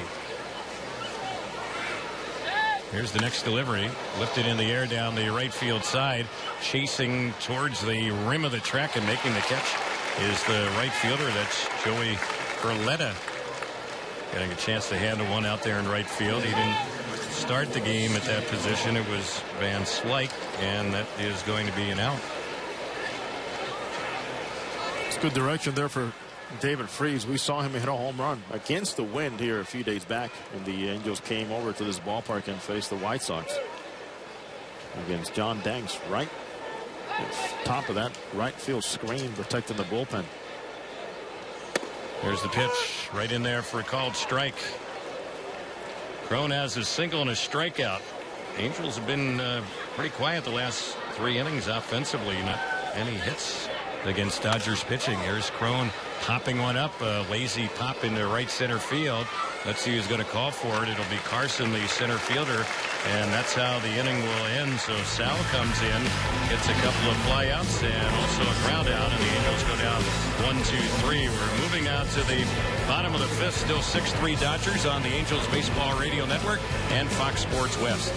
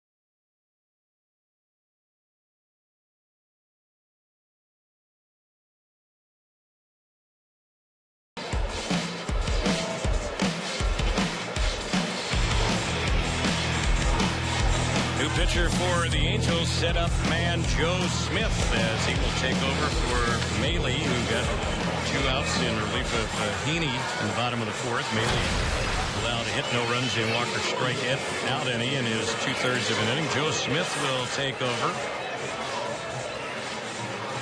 and he gets ready for his second appearance.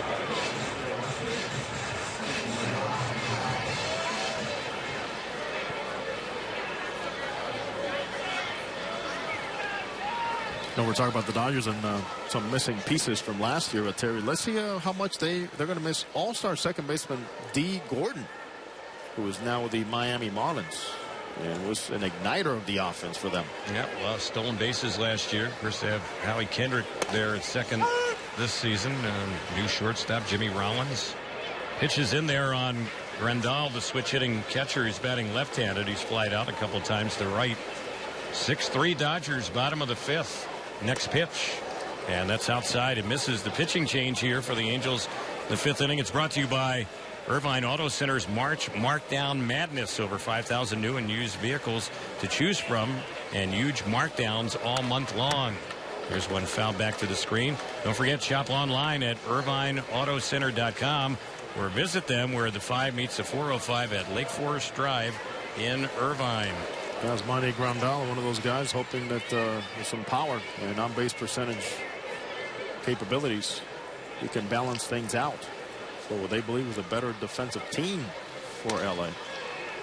There's a pitch that he swings and misses, and Joe Smith gets him, struck him out. Yeah, Joe Smith, Mr. Everything for the Angels last year when Ernesto Frieri struggled and could not get himself straightened out. It was Joe Smith that came out of that bullpen and pretty much saved that unit. Before Houston Street arrived, it was Joe Smith that held the fort as his Angels closer and got the job done before sliding back to the 8th inning and continuing to impress there. Led the Angels in appearances, ERA under 2. You name it, he did it. Opponents hit 172 last year against Joe Smith. Here's the next pitch at him. They're having trouble hitting him here. That one is cut on and missed. This is the right fielder, Joey Curletta, batting. His first time up today. He's had just one at bat this spring for the Dodgers, hitless. And he swings and tips that one foul. The count jumps to 0-2. And there are those days, and we've all gone through this. As former players, you do forget your jersey back in camp. That's why Joe Smith is wearing number 71 here today. We go to the clubhouse manager and said, well, I need to get in the trunk today. What happened? Left my jersey behind. Just don't tell anybody. Yeah. Nobody will notice that. I'm just got to go out there and pitch, you know. Here's one that's fouled back behind the plate. And that's strike 2. Count holding, no balls, 2 strikes on Curletta. Got some thick clouds now. Kind of throwing a dome over this ballpark here. Now, in a way, though, we've really lucked out because the forecast wasn't all that good today. And we have not had any rain delay. We got started on time. Fans not scared of this. Cars lined up all the way back to the 101 and Camelback to get into this facility. Here's the next delivery. That's outside. 2-2 for the most part. Back-to-back days here in the Valley with little or no sunshine, and that's unusual. They get well over 300 days a year of sunshine here in this part of Arizona. The pitch, and there's a swing and a miss, and Joe Smith has struck out another batter back-to-back. Cunningham will be the next batter. Joe Smith, true side armor. Velocity last year, fastball average around 88 miles an hour. Hides the ball well. The ball does get on you. A lot of movement. Clearly stated to us just a couple of days ago in our TV Open about the walks and how he pays attention to that. Wants to continue to minimize the amount of walks he issues. There's the first one on the right-handed hitting Jarek Cunningham, who was in Double-A last year, and he swings and misses that one for strike 1. He wears number 89 on his Dodger jersey. It's a big day for Jarek. And pitch, he takes that one for a ball. Cunningham, only 2 at-bats this spring for the Dodgers, 0 for 2.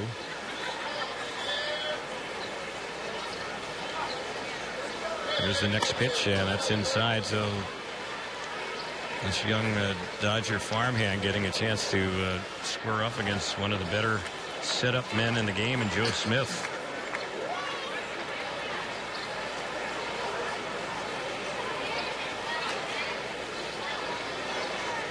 The 2-1 pitch in there, called strike when the Angels bat in the 6th inning, trailing 6-3. Ibar, Iannetta, and Featherston will bat. We'll see if Sal continues. Their bullpen is quiet right now. Here's the next pitch, and that is a called 3rd strike, and Joe Smith strikes out the side in order. Job well done, Joe Smith, and that'll do it for the Dodgers here in the bottom of the 5th. No runs, hits, or errors, and nobody left. 6th inning coming up. Angels need some runs, down 6-3 on the Angels Baseball Radio Network and Fox Sports West.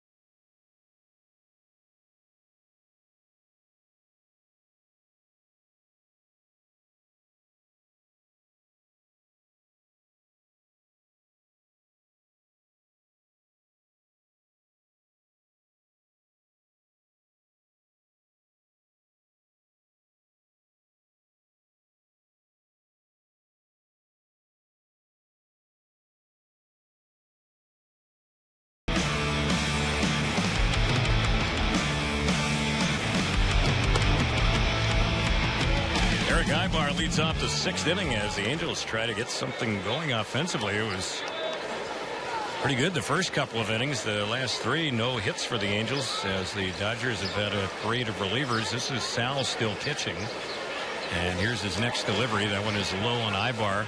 2 balls, no strikes.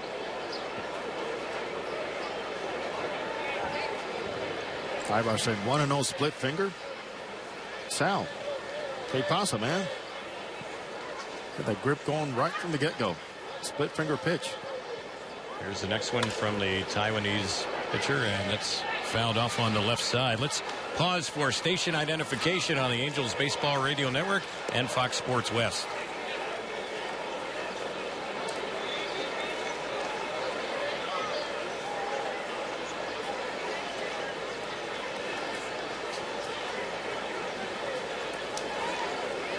Sal has a new baseball, the 2-1 on Ibar, low and in, ball 3, 3-1.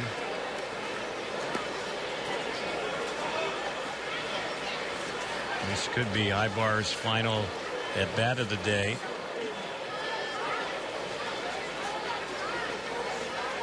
Here's the next pitch, and that is a called strike, so it's 3-2. The Angels scheduled another game today, a B game, against some players from the Cubs organization. Nick Tropiano started in that game earlier today. His numbers not too good. There's a swing and a miss, and down on strikes goes Ibar. 3rd time Eric has struck out today. You don't see that happen very often. And with one away, the batter will be Iannetta. I mentioned Tropiano. He gave up 8 hits, 7 earned runs, including a couple of homers in 4 full innings. He did have 8 strikeouts in that game, but numbers obviously that you're not impressed with today. With those numbers and the 8 strikeouts, he threw a lot of pitches. No doubt. And the Angels will want to see a guy like Tropiano. They want to see Heaney get on track and add more pressure to what they want to be a very tough decision coming in. There's the pitch, and that one a little bit low. So you got to kind of wonder here, and we still have a few more weeks left in the Cactus League. The Angels rotation right now, especially in all likelihood, knowing that Richards is not going to be ready to go by opening day, but maybe soon thereafter. And the Angels were very encouraged with what he did yesterday in the intra-squad game. But Shoemaker has struggled so far this spring. Heaney had a rough outing today. Tropiano obviously had a tough outing today in a B game. Here's the next pitch on Iannetta, and he cuts it that 3-0 at the green light, 3-1.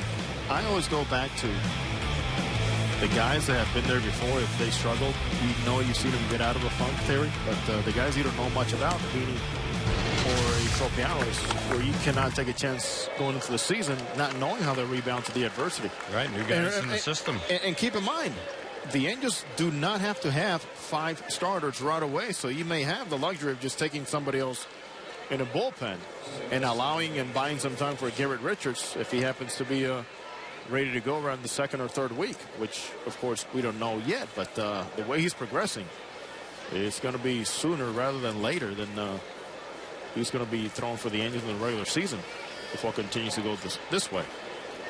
Iannetta just walked, so the batter now is Featherston, and here's the pitch. He drills one into center field. Carson is going back. That ball's well hit. Carson right in front of the wall, near the wall, makes the catch on the warning track. Boy, that one got out there in a hurry. That ball was really hit over 400 feet, but just a long out, and that's the 2nd out. This kid's got the ability to drive a baseball and also the ability to get on top of the fastball. Good, strong top hand pass. Ball around the letters. That's why we saw the numbers from Featherston last year in Double-A. A lot of extra base hits. Here's Cowgill. He's had a 1-for-2 game.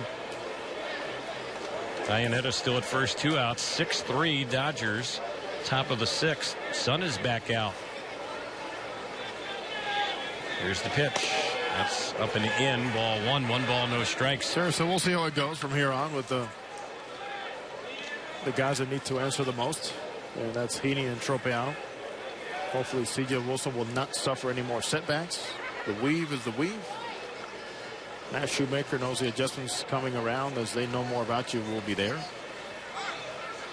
Here's the pitch. Little pop into shallow left center field. Coming over, unable to make the grab as Jensen. It drops in, and the ball got away. Now being waved around is Iannetta. Throw to the plate. It is late. He scores. Angels had a pinch runner in there getting that run. And the Angels are on the scoreboard. It's now a 6-4 ball game. That was Eric Stamets who ended up scoring there. He came in a pinch run for Iannetta. Aggressive base running all the way. Stamets got a good read on this. Once you see the left fielder go down to his side, and that slippery ground out there with the rain, Gary DiSarcina, the third base coach, got a good glimpse of where Stamets was and did not waste any time in sending him home. So give Cowgill an RBI on that one. He ends up at second base. A hit could bring him in. The Angels down by 2 at the moment. And the pitch, there's a shot into left center. That's going to drive another run in. Coming in and scoring is Cowgill. And the Angels on the board once again. Old Calhoun delivering. It's likely his final at bat of the game. He has been absolutely locked in. 3 for 4 today. 6 hits in his last 7 at bats this spring. Rojo's got it going always, as he says. He feels like every time he plays a spring training game, He's playing a home game no matter what ballpark it is. His local product, Buckeye, Arizona State University. So the Angels trail by just a run, 6-5. Little two-out action here, and we've seen the Angels do that really all day long. It's the RB Myers. He can run. He's the pinch runner for Cole Calhoun. Trout is the batter and the pitch. That is in there for a strike. All 5 runs the Angels have scored today have come with 2 outs. So you love seeing that, but still down by a run at the moment.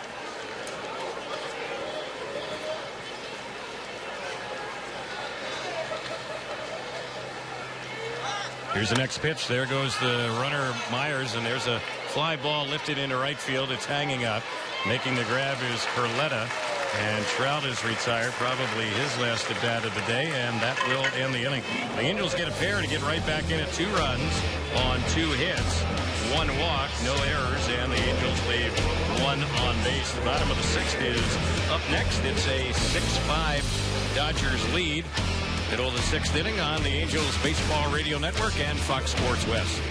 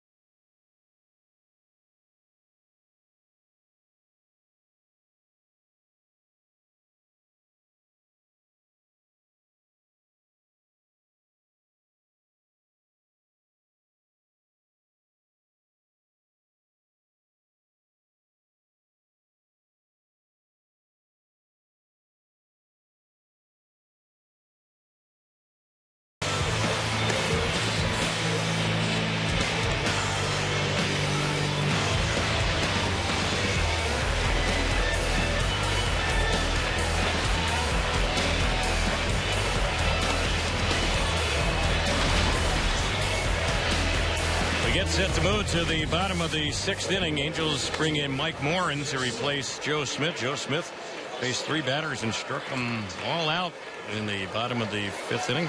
Doesn't get much better than that. So Morin will become the 4th pitcher of the day for the Angels.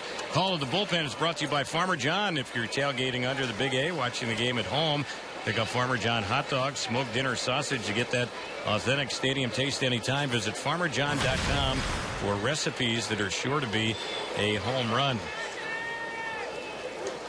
So we'll pick up the changes for the Angels. We have a new battery in the ball game for the Angels as Mike Morin is on the hill and Carlos Perez has taken over behind the plate. Yeah, Cutcher's look pretty good.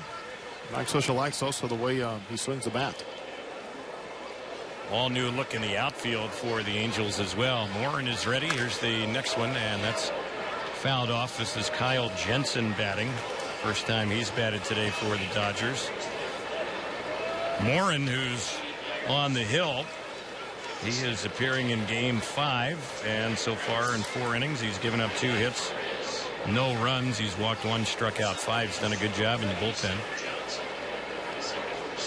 Next pitch, that's outside. Roger Kieschnick is the new left fielder. The RB Myers stays in the game. He's the new center fielder. And Alfredo Marte is in right. Mark Krause, the first baseman. Sherman Johnson, the new third baseman. Eric Stamets is the shortstop.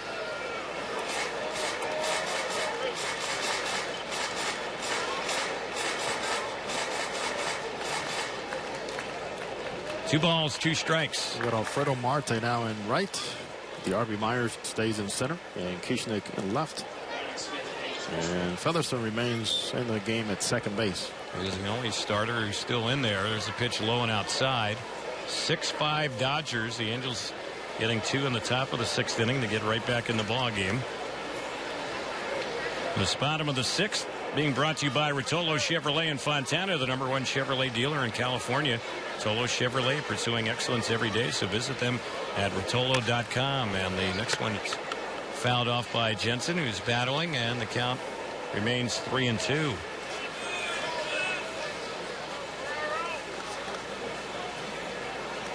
Jensen has had good spring for the Dodgers. 7 hits, 18 times up. Couple of home runs. Here's the next pitch, and he lays off that one on a payoff pitch, and they say he was holding, so it's ball 4. Not exactly the way you want to see things start off here for Mike Morin, who with his fastball. 91-93, outstanding changeup. He's got a breaking ball. Very tight spin on it. And a guy that really consistently pitches down, which is what made him so dependable for the Angels last year, after only appearing in 2 spring training games. Here's the pitch, and this one to Alex Guerrero. He fouls it off. Guerrero still in the game at short for the Dodgers. Morin's another Angels pitcher that came into camp much lighter. Looks like Matt Shoemaker. Weaver had the luxury of adding 25 pounds, Terry, and you can't see him. How nice is that, huh? Yeah. Here's their pitch that's fouled off over here. The Angels on deck circle. How about that ball?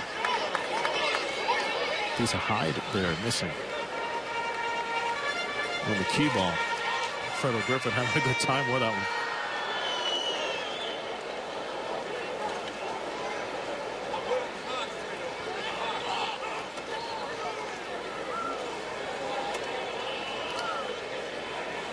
Two strikes the count. Here's the next pitch. Inside, a little bit low. Didn't miss by much. 1-2.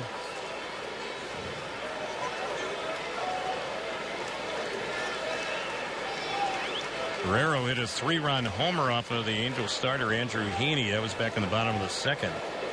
And that gave the Dodgers the lead. They've led ever since. And the next pitch, off speed, it misses. 2-2 the count.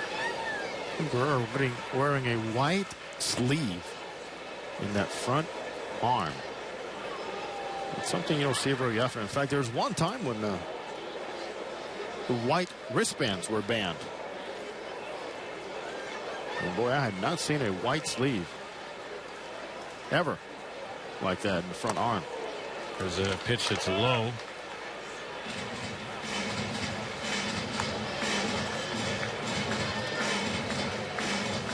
Well, it's not for protection because it's very thin, but maybe something for circulation.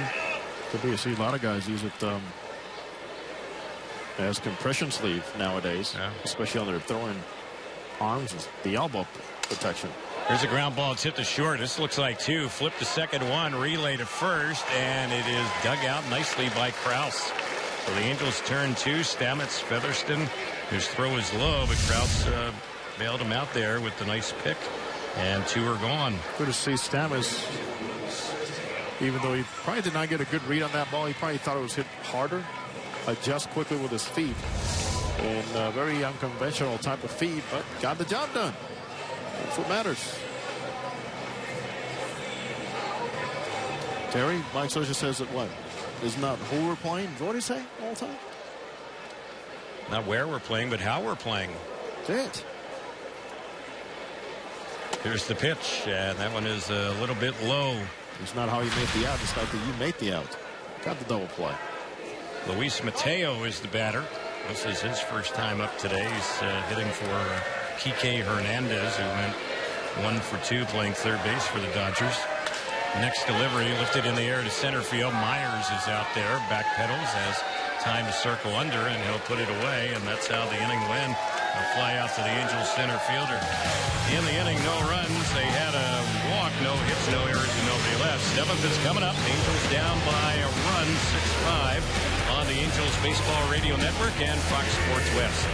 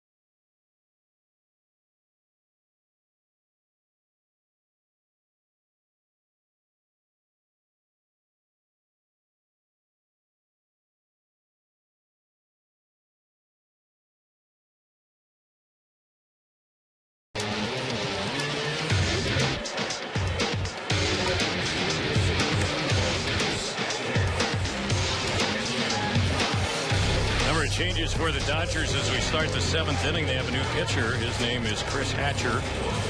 They have a new catcher, Ali Solis. Dylan Moyer has taken over at shortstop. And Luis Mateo is playing third base. Angel fans, get your red on and make plans to be at the Big A on April the 2nd and 3rd for the Freeway Series exhibition games against the Dodgers. First pitch for both games will be at 7:05. Purchase your tickets today at the Big A ticket office, online at angels.com, or call 714-4-ANGELS. So batting for the Angels is Mark Krause, and the first pitch on the left-handed batter, it's in there from Hatcher for a strike. Hatcher replaces Sal, who worked a couple of innings, gave up 2 hits, 2 runs, walked a batter, and struck out a batter. Hatcher, the 5th pitcher of the day for the Dodgers. Next delivery, a strike, and the count's 0-2. Brett Anderson on the mound for the Dodgers. If he just tuned in, only lasted 1 2/3, allowed 7 hits and 3 runs. Here's the next pitch on Krause. He lays up that one for a ball. It's 1-2. Krause is hit in his limited at bats this spring, so we'll see what he does here. And the next delivery takes that one for a ball. Both Krause and Kubica have provided the Angels a left-handed bat that allows them a chance to get on base. They see a lot of pitches. They work deep counts. It's good to see that. Those guys are never in a hurry. 2-2 on Krause, who's gone 7 for 14 with a home run this spring, and here he swings and foul tips that one into the mid of the new catcher Solis. So that'll be a strikeout for Hatcher, and 1 gone in the Angels' 7th. 6-5 Dodgers here in Glendale. We're at the ballpark at Camelback Ranch. I'm mentioning Kyle Kubica, who's done a good job for the Angels, hitting 300 so far this spring, 6 for 20.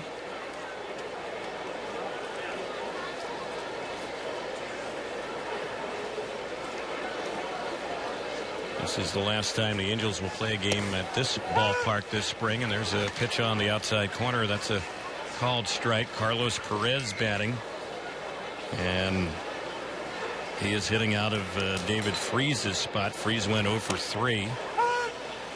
Pitch in there for a strike. Krause, who led the inning off, was hitting out of Albert Pujols' spot. Albert was 2 for 3 today with his first spring homer. And overall, he drove in 2 runs today, did Pujols. There's the next pitch. That's lifted in the air into left field. Jensen has a beat on it, though.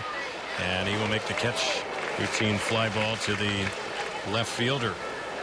Hector Santiago makes his return to the mound tomorrow against the Cleveland Indians over in Goodyear. Terry, that game tomorrow night. Yep, that'll be a telecast exclusive. No radio with that one tomorrow. On our flagship station, AM 830, we'll have the Ducks and Colorado Avalanche for you, but we will be joining you on the TV side. First pitch 7:05 right here on Fox Sports West.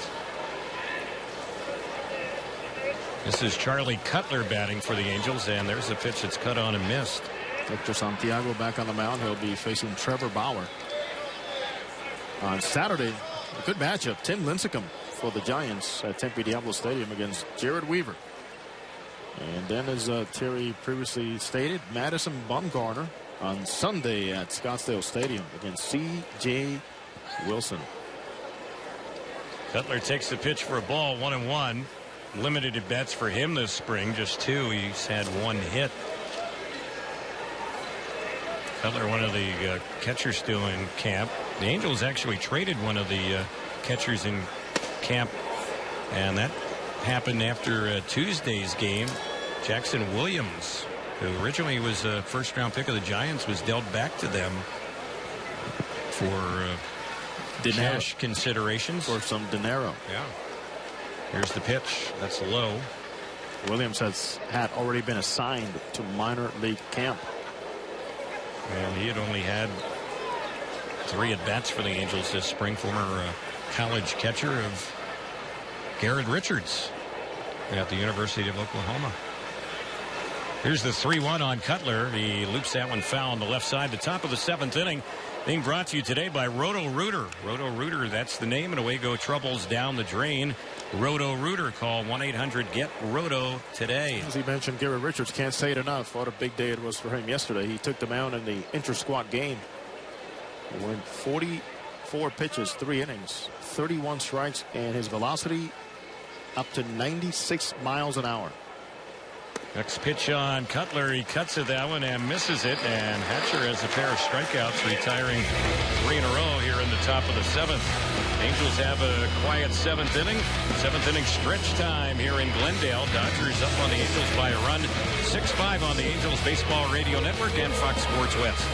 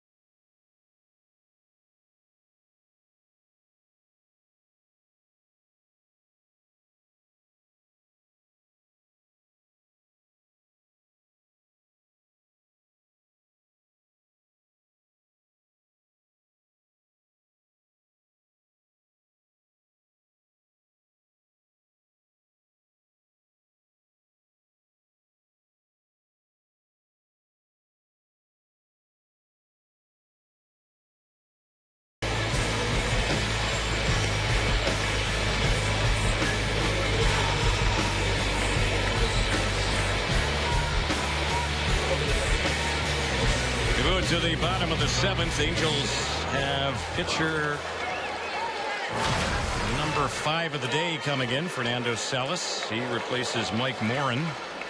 And Morin did a good job, a scoreless, hitless inning, walking 1 batter. So Salas takes over. We've seen Heaney, Maley, Smith, along with Morin, and now Salas. Jock Peterson is the batter for the Dodgers. His second at bat. He's doubled his only time up and takes that one for a strike. The bottom of the 7th being brought to you by Rotolo Chevrolet in Fontana, the #1 Chevrolet dealer in California. Rotolo Chevrolet, pursuing excellence every day, so visit them at rotolo.com. There's a pitch low from Salas. Salas so far this spring has been hit hard in 4 games, 4 innings, 8 hits, including a home run, 3 strikeouts, 2 walks. Opponents hitting .400 against him. He has to go out there and get the ball down. He's been up in the zone way too much.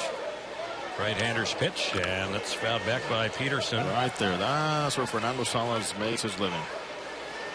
Right around the knees and below the knees when he has batters chasing. Fastball, 91, 93 miles an hour. Good tight cutter, slider, and a plus changeup.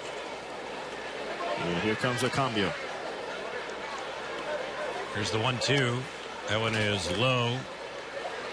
In the Dodgers system, some debate who the best hitting prospect is in their organization. Some people say Jock Peterson, others say Corey Seager.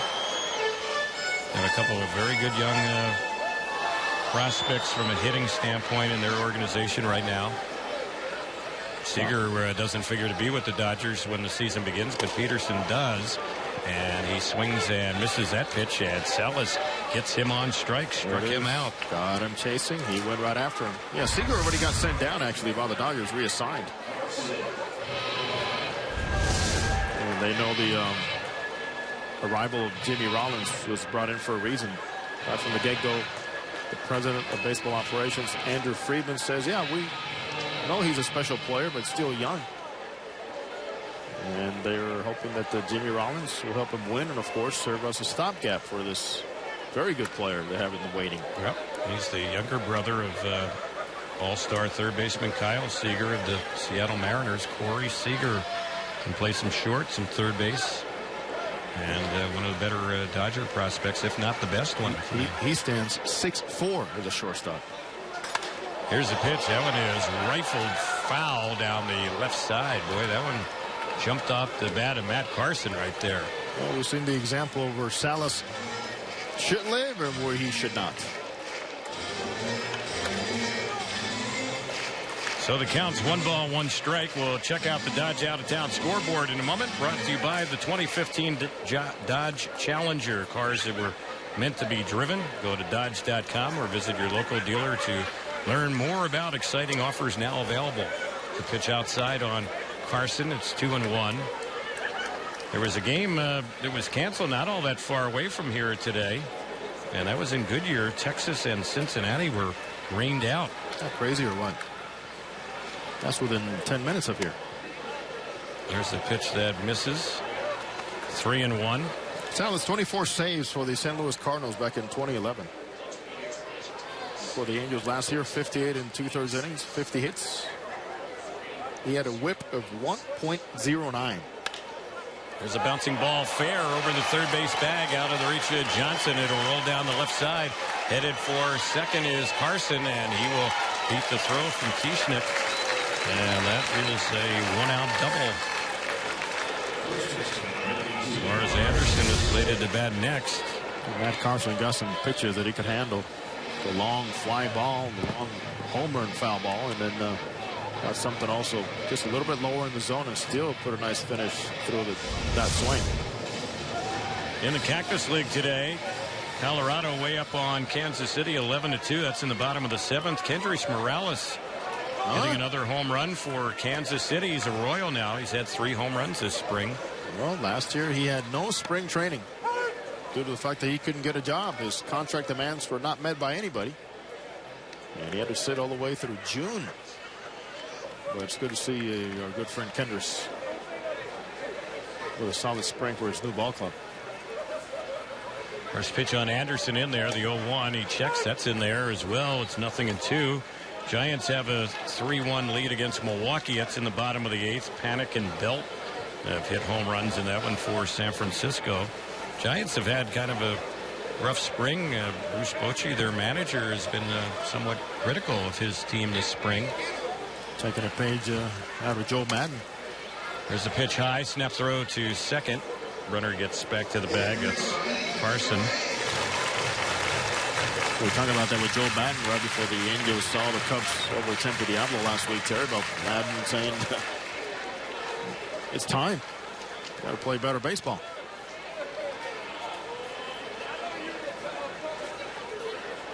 Here's the next pitch. Poked in the air into left field. Kieschnick was playing deep. That's going to drop in front of him for a hit, and they'll have runners at the corners. Now, Kieschnick was playing deep and came charging in, but was unable to get to that bloop in left field. Anderson singles. Runners at the corners for the Dodgers. They lead it 6-5 here in the bottom of the 7th, and it will bring up their next batter. This is Solis hitting out of the cleanup spot. He replaced Rondal, who was there behind the plate.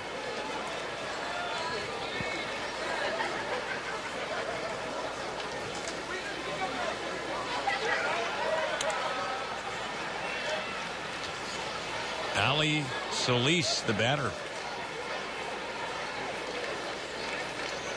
The pitch takes up and in. The attendance today, the threatening weather didn't keep them away here in Glendale. 13,086, 13086 today's attendance.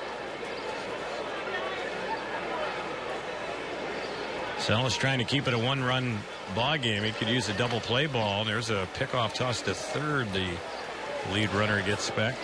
Matt Carson. We'll take you around the grill in just a moment, and that's being brought to you this spring by Albertsons. Today we're going to tell you how you should sear your steaks. Here's the pitch. Swing and a miss. 1 ball, 1 strike. Terry, please remind us again, okay? Well, to sear your steaks to perfection, Jose, after you marinate them, pat them dry on both sides, as wet steaks don't sear, they steam. Also, don't turn the steaks over and over. You develop the richest flavors in steaks when you leave them alone as much as possible, turning them just once or twice. There's a fly ball into center field. Probably deep enough to get the runner in. Making the catch is Myers. Tagging is Carson, and he will score without a throw on the sacrifice fly. So the Dodgers lead gets a little bit bigger. It's now 7-5. As a hitting coach, there's so much information you can pass along to your young players, veteran players, and just about mental awareness. Not necessarily all the time. It cannot be about mechanics. But here it is. Fly ball pitcher. As Mark McGwire knows very well. These are guys that are going to give you a chance to get something you could elevate. And that's what Solis does against Salas, who is a fly ball pitcher. Around 70% in his career of contact made is in the air. Batter at the plate is Joey Curletta. This is his first time up. He replaced Van Slyke out there in right field. Van Slyke was 0 for 2. And the next pitch, Curletta rips that one foul down the left side, backing out of play. Want to remind you, Around the Grill. It's brought to you this spring by Albertsons. You're in for something fresh. You're right, because that's fresh information about patting and drying. Did not know that one. Well, put it to good use. Man, I was summer, Jose. I was 0 for 4. Here's the next delivery. That one is low and outside. This summer. Doesn't have to be summer for you to grill, Terry. You wait for the summer to grill? You know who told me? Or Mrs. Smith. Well, Mrs. Smith handles those chores, Jose. You know that. Get on it, Terry. Come on. But the guy who told me that he was all over the Around the Grill tips was D.C. Here's the pitch. That's lined right to left, and making the grab out there is Kieschnick. Not sure if he realized it was a final out, but it is, and that's how the inning will end for the Dodgers. They do get a run. They had 2 hits, no errors, and they leave 1 runner on base. So Angels still have a little bit of time, down by 2. We're headed to the 8th. 7-5 Dodgers on the Angels Baseball Radio Network and Fox Sports West.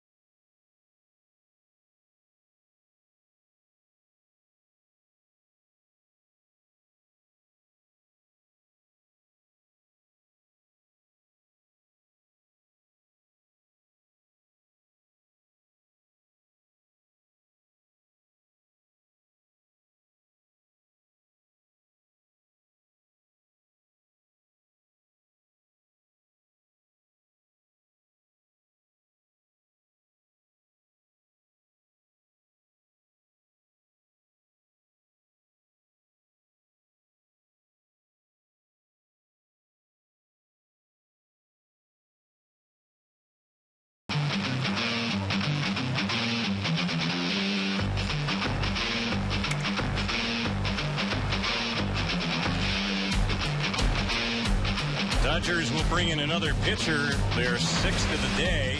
Jarrell Cotton will take over for Chris Hatcher. Hatcher retired 3 Angels in a row in the 7th inning with a couple strikeouts. And now Cotton, a right-hander, will get ready to work. He wears number 81 on his uniform, and the first pitch, a fastball, misses for a ball. 1 ball, no strikes. As Cotton pitches here, this is his first appearance this spring for them. And the next delivery, that's lifted in the air into right field. Sherman Johnson hits a lazy fly ball out to Carletta, the right fielder. He puts it away, and that's out number 1. That was Johnson's first at bat today. He was hitting out of Eric Ibar's spot. Well, Jarrell Cotton, 5'11", 195 pounds. He looks taller than 5'11" from here. But the last year in Rancho Cucamonga, 6-10 record in 20 starts, 25 games total. But a very healthy arm, 138 strikeouts, and only 34 walks in just over 126 innings.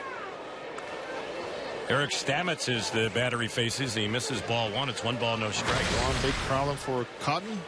18 home runs in those 126 and 2/3 innings. Here's the pitch. Here's one line right back to it. Pops out of his glove. He picks the ball up, and the throw just nips Stamets, who's a fast runner. But he is retired. That's the second out. 2 up, 2 away. Cotton does a good job reaching out. Terry, 5'11" is not going to do it for me. That was a hot potato there because it popped out of his glove and then dropped in front of him. He reached down, dropped it again, but still picked it up and got a fast runner at first base. Never gave up on it. Here is Featherston. He's gone all the way today at second base. He's 0 for 2 with a walk, and he's stolen a base. Mike Scioscia getting a long look at him today, and the pitch in there called strike. The top of the 8th inning being brought to you by Chronic Tacos Mexican Grill, using 3rd-generation recipes and packed with your favorite fresh ingredients. That's Chronic Tacos. For a location near you, go to eatchronictacos.com and live the taco life. That's a called strike on the outside corner. 0-2 the count. 7-5. Dodgers leading the Angels. We're in the top of the 8th. 2 outs, no one on. Big day for Jarrell Cotton. He's out of Virginia, Menchville High School.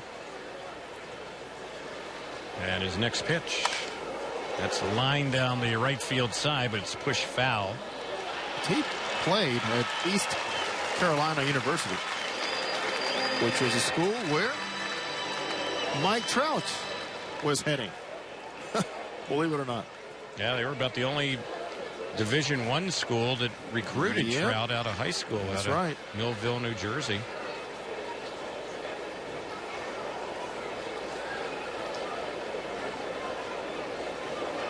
Here's the pitch, and that one is high. He's got a changeup up in the zone. A lot of body at you.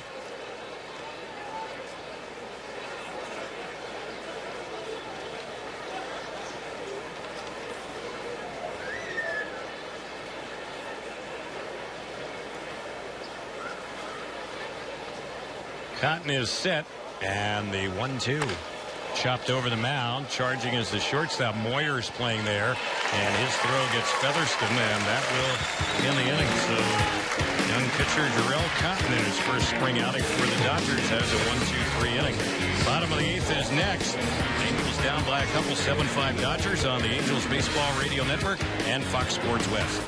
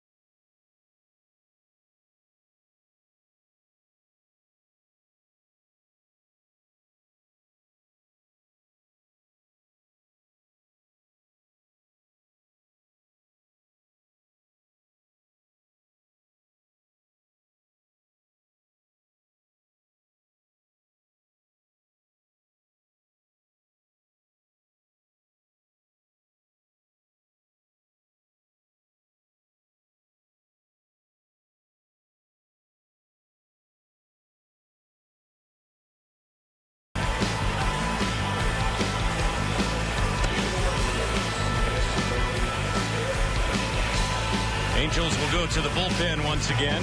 Pitcher number 6 of the day, Ryan Matthews. So he replaces Salas, who worked the bottom of the 7th. He gave up 2 hits, a run. It was earned in walking. He struck out 1. And Ryan Matthews, who we've seen a bit this spring, will be the new Angel pitcher. This appearance is 6th. 0-1 record, 4 1/3 innings. He's allowed 4 hits, 3 earned runs. No walks, 1 strikeout. Bottom of the 8th inning brought to you by Rotolo Chevrolet in Fontana, the #1 Chevrolet dealer in California. Rotolo Chevrolet, pursuing excellence every day. So visit them at Rotolo.com. Don't forget about Ryan Matthews, who has plenty of experience in big leagues. The Angels know that bullpen depth will always be needed in a long season. He is facing Jarek Cunningham, who missed the first pitch and misses the second one as well. Swung on and missed. 0-2.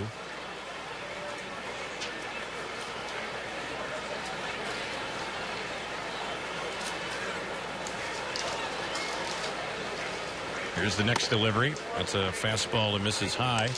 Today's game being brought to you by Advanced Auto Parts and CarQuest. Great people, great products, great prices. Infield back, and the next pitch, that one bounces in. 2-2 the count.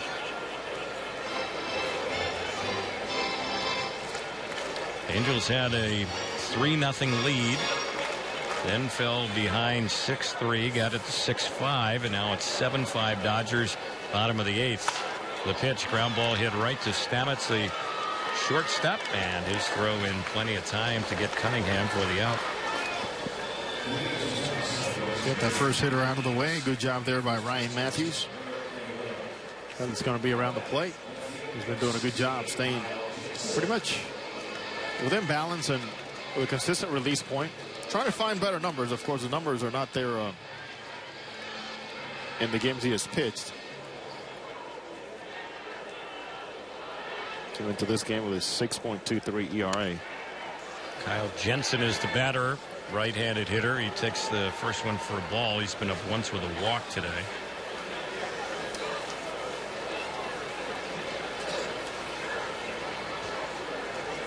The Angel right-hander set 1-0.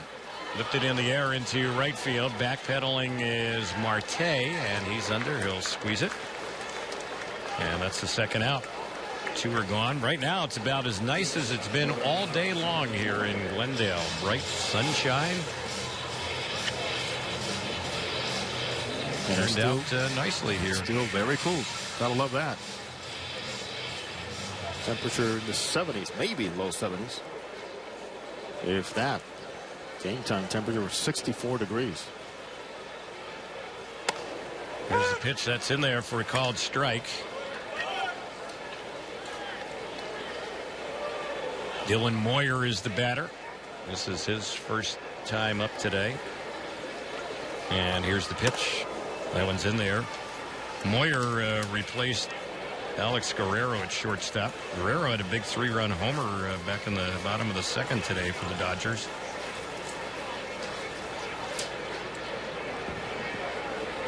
Here's the next pitch, and that one misses. 2-1 to count. Want to remind Angel fans, be sure to tune into the Rich Eisen Show weekday mornings.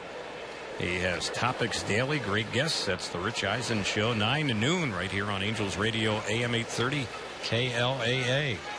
Next delivery, lined into right. Marte comes in, and it bounces in front of him. It'll fall in for a 2-out hit. So Moyer reaches base safely for the Dodgers. That was his first at bat this spring. Has to feel good about that. Oh, biting 1,000? Are you kidding me? Many people watching back home. Good for the youngster. A lot of the youngsters getting a chance early in this ballgame due to the fact that the Dodgers have to travel to San Antonio. Not the entire squad, obviously, but a lot of the regulars will be on that trip. There's a little pop on the first base side and foul ground. Making the catch is Krause, and that's how the inning will end. So the Dodgers have a quiet bottom of the 8th against Ryan Matthews. In the inning, no runs, 1 hit, no errors. They leave their 5th on base. Angels are down by a pair as we head to the 9th inning. It's 7-5 Dodgers on the Angels Baseball Radio Network and Fox Sports West.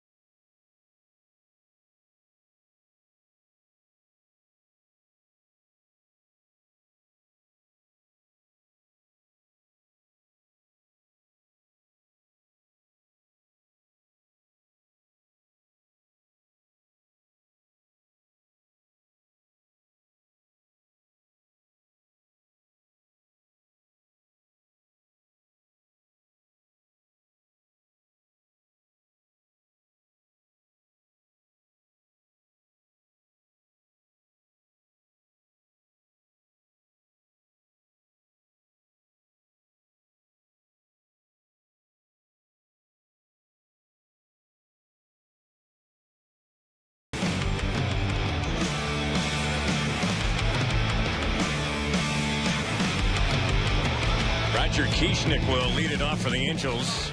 Left-handed batter against Jarrell Cotton, who's still in there for the Dodgers. And the first pitch in there for a strike. Cotton retired all 3 Angels in a row in the 8th inning, making his first spring appearance for the Dodgers.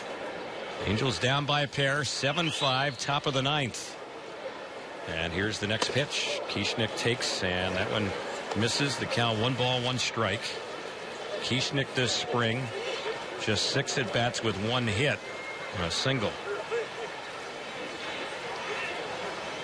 He's hitting out a Cowgill spot and drills a ball deep into right field. It's out by the fence, and it bangs off the fence in front of the Angels bullpen. Kieschnick will easily get into second base, and he is there with a ringing double to start off the Angels' 9th inning. That ball got out there quickly over the head of Curletta, the right fielder, and it smacked right off the chain link fence, which protects the Angels relievers out in that bullpen. About halfway up is where it hit. So the Angels have something brewing here. Tying run coming to the plate.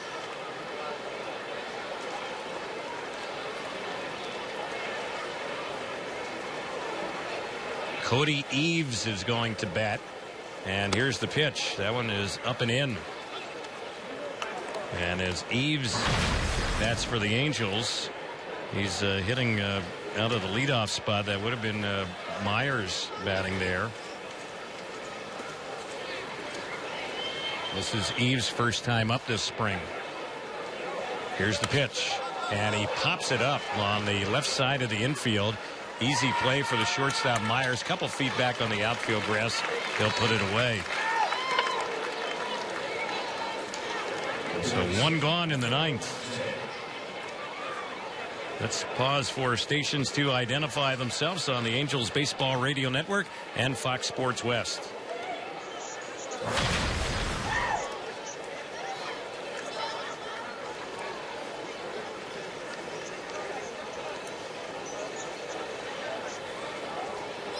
Alfredo Marte is the batter.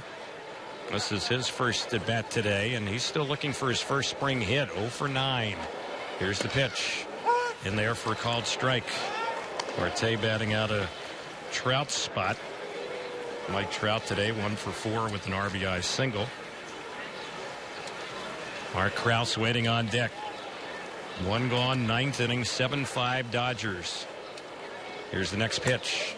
That's outside. Want to remind Angel fans, catch Luxor, Las Vegas's all-star lineup of shows, or play the field at LAX Nightclub.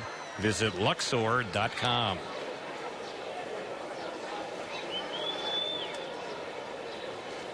Next delivery on Marte, and he takes that one inside. Jose Mota has headed downstairs to get ready for the Fox Sports West post-game show. Mark Ubisaw will be chatting with Angels manager Mike Scioscia after the game. Here's the pitch. Marte lifts one a high, long way, but foul down the left field side. That ball was well hit, home run distance, but just a long strike. 2-2 the count.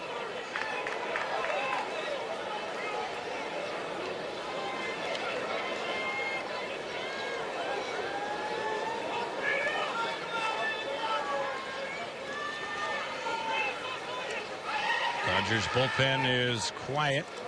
Here's the 2-2 on Marte. Ground ball, base hit through on the left side. Going into third and being held there will be Kieschnick. The Angels have 2 on here with 1 out in the 9th inning. Krause will be the next batter. So Marte gets his first hit of the spring. Go ahead, run at the plate. Krause has been a good hitter for the Angels this spring. 0 for 1 so far today. Look at Krause. He kind of reminds you of Mark Trumbo in a way. Resembles him physically. He's a left-handed batter. Of course, Trumbo is a right-handed hitter. Now Don Mattingly is going out to the mound, and the Dodgers are going to make a pitching change. Their bullpen was pretty quiet out there. but they are going to take out Cotton. So we will have a pitching change coming up. Dodgers will be bringing in a left-hander the way it looks. We'll take a break. A pitching change is coming up on the Angels Baseball Radio Network and Fox Sports West.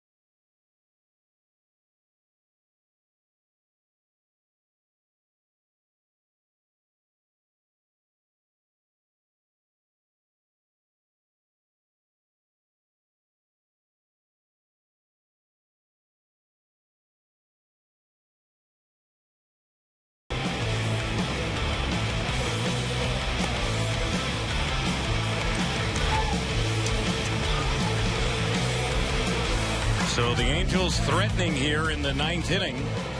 Get ready to face the left-hander who's out there for the Dodgers. And the first batter will be Krause, so it'll be a lefty-lefty matchup.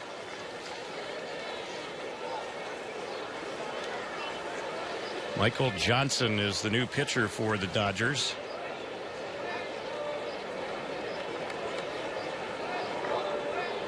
And he's taking his time as he looks in for the sign. He replaces Cotton. Here's the pitch on Krause, and he lifts one in the air into right field. Chasing after it, though. Making the grab will be Croletta. Tagging at third base, and coming in on the sac fly will be Kieschnick. So the Angels have cut the lead down to a run at 7-6, with now 2 outs here in the top of the ninth inning.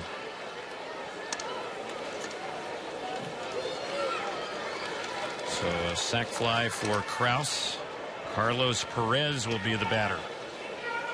On the play, Marte remains at first. He represents the tying run. That run which scored will go against Cotton. Johnson with a pickoff toss over to first base, and Marte gets back. Michael Johnson, who's pitching for the Dodgers, this is his first appearance for them this spring. And he has a chance to get a save if he can get the final out here. Here's the lefty's pitch. Lifted in the air into right center field. That ball is going to be a gapper. It's going to go all the way out to the wall. Marte is going to be waved around. He will score easily, and the ball game is tied at 7. With 2 outs here in the ninth inning, a double in the gap by Carlos Perez ties up this ball game. And now the Angels have the potential go-ahead runner at second base in scoring position with 2 outs. Perez picking up his 5th RBI of the spring.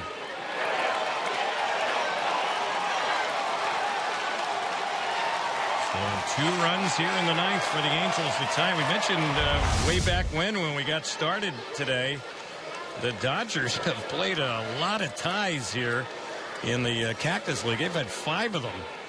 And now the Angels have tied them up here in the top of the ninth inning. Dodgers have not played any extra inning games, and they are sending a team to San Antonio tonight. So we'll see if we need to even go to extra innings, and if indeed if it's tied after 9, we head to extra innings. The Dodgers haven't played any extra inning games, even though they have the 5 ties. There's a pitch that misses for a ball. This is Charlie Cutler at the plate. A hit here could give the Angels the lead.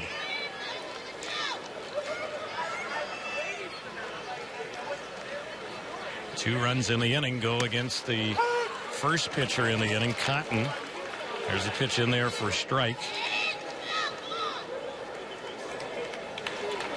Since Johnson has come in, he's given up a sac fly and an RBI single, retiring one of the 2 that he's faced. Cutler struck out his first time up. Here's the pitch. He takes that one low, and it's 2-1. Cutler, when he digs in, he really crouches as far as his batting stance. Almost kind of like a seated type of stance for him, and a rocking chair look as he has those legs bent, and takes that one for a strike. 2-2. Almost a little awkward looking, but Cutler has been a good hitter in his minor league career. Been a 300 hitter. Angels would like to get a hit from him here. Cutler's only had 3 at-bats this spring with 1 hit.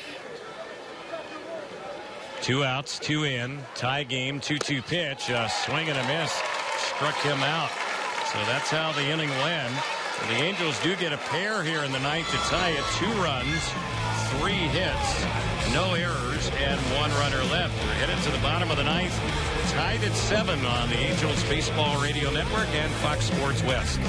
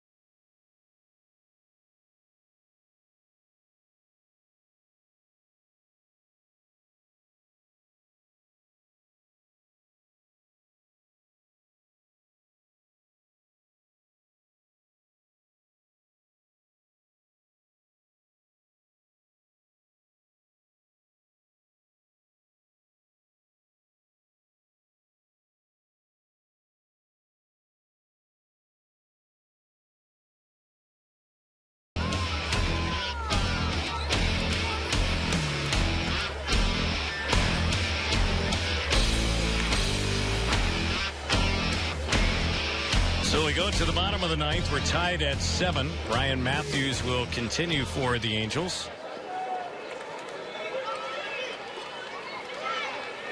Kyle Farmer is going to bat for Jock Peterson.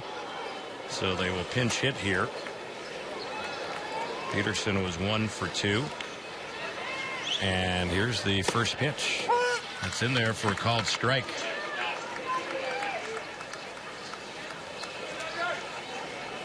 Farmer, right-handed batter. And here's the next delivery. That's in there for a called strike. Farmer's had only 2 at-bats this spring for the Dodgers, hitless. One of their minor league players in uniform today. And the next one, that's chopped foul over by the batter waiting on deck. So the count remains 0-2. I want to remind you, the Angels in action tomorrow night, a rare night game here in the Valley. Angels will be in Goodyear to take on the Cleveland Indians. No radio broadcast tomorrow. We'll be on Fox Sports West with the telecast, though. And there's a pitch that misses. 1 ball, 2 strikes. That'll be Hector Santiago against Southern California native Trevor Bauer for Cleveland. Here's the next delivery, a swing and a miss, and down on strikes goes the pinch hitter Farmer. Struck him out. 1 gone here in the bottom of the 9th inning. First strikeout for Matthews.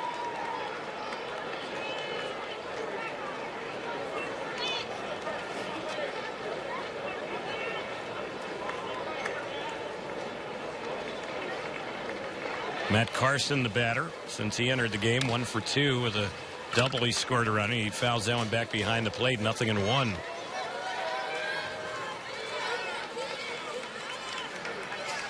The Dodgers still have a couple of pitchers listed.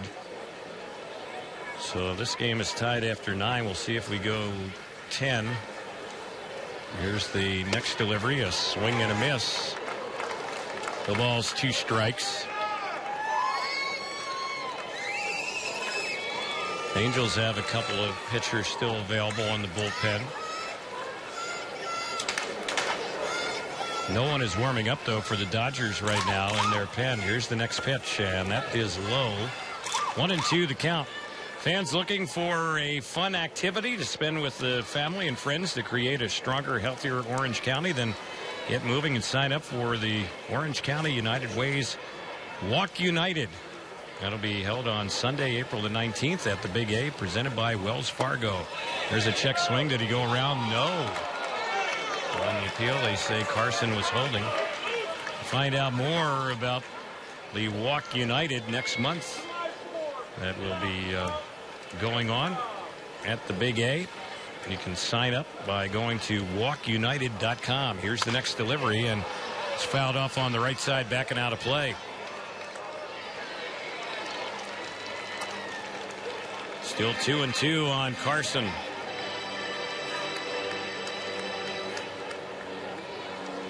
Carson, a veteran player who's moved around a number of organizations. Here's the next pitch. He takes a called third strike. Matthews knew he got him, and so did the home plate umpire Ryan Blackney. Struck him out looking.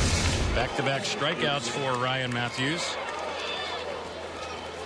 Good job by Carlos Perez, kind of framing that pitch for the home plate umpire. Lars Anderson will be the next batter. He's had a hit in 2 times up since coming into the game.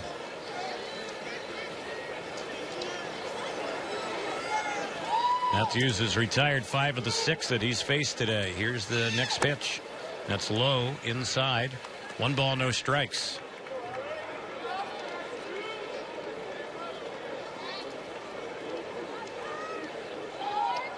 Seven, 2 outs, bottom of the 9th. And the next delivery, that's low and inside. We haven't gotten any notification whether or not we will go extra innings here today. We'll see how things play out after this bottom of the 9th ends. If we're still tied, the pitch, and that's low. 3-0.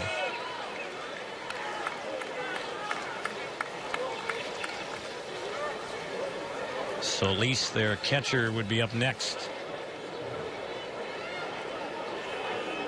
Matthews with the next delivery, and this is popped in the air into shallow left field. Kieschnick has a beat on it. He's under. He will put it away, and that is going to end the inning. And from the looks of things, I think it's going to end the game. The umpires are leaving the field, so that's the tip-off right there that we are not going beyond 9 innings here today. And the Angels and the Dodgers in their first meeting this spring end up playing to a 7-7 tie here at the ballpark at Camelback Ranch in Glendale. 6 ties for the Dodgers this spring. The Angels with their first tie game of the spring. So Mark Gubicza will be joined by Angels manager Mike Scioscia in just a moment, and we'll get some of his thoughts on a day today between the two Southern California teams here as they square off in Glendale, Arizona. Dodgers and Angels will have another matchup here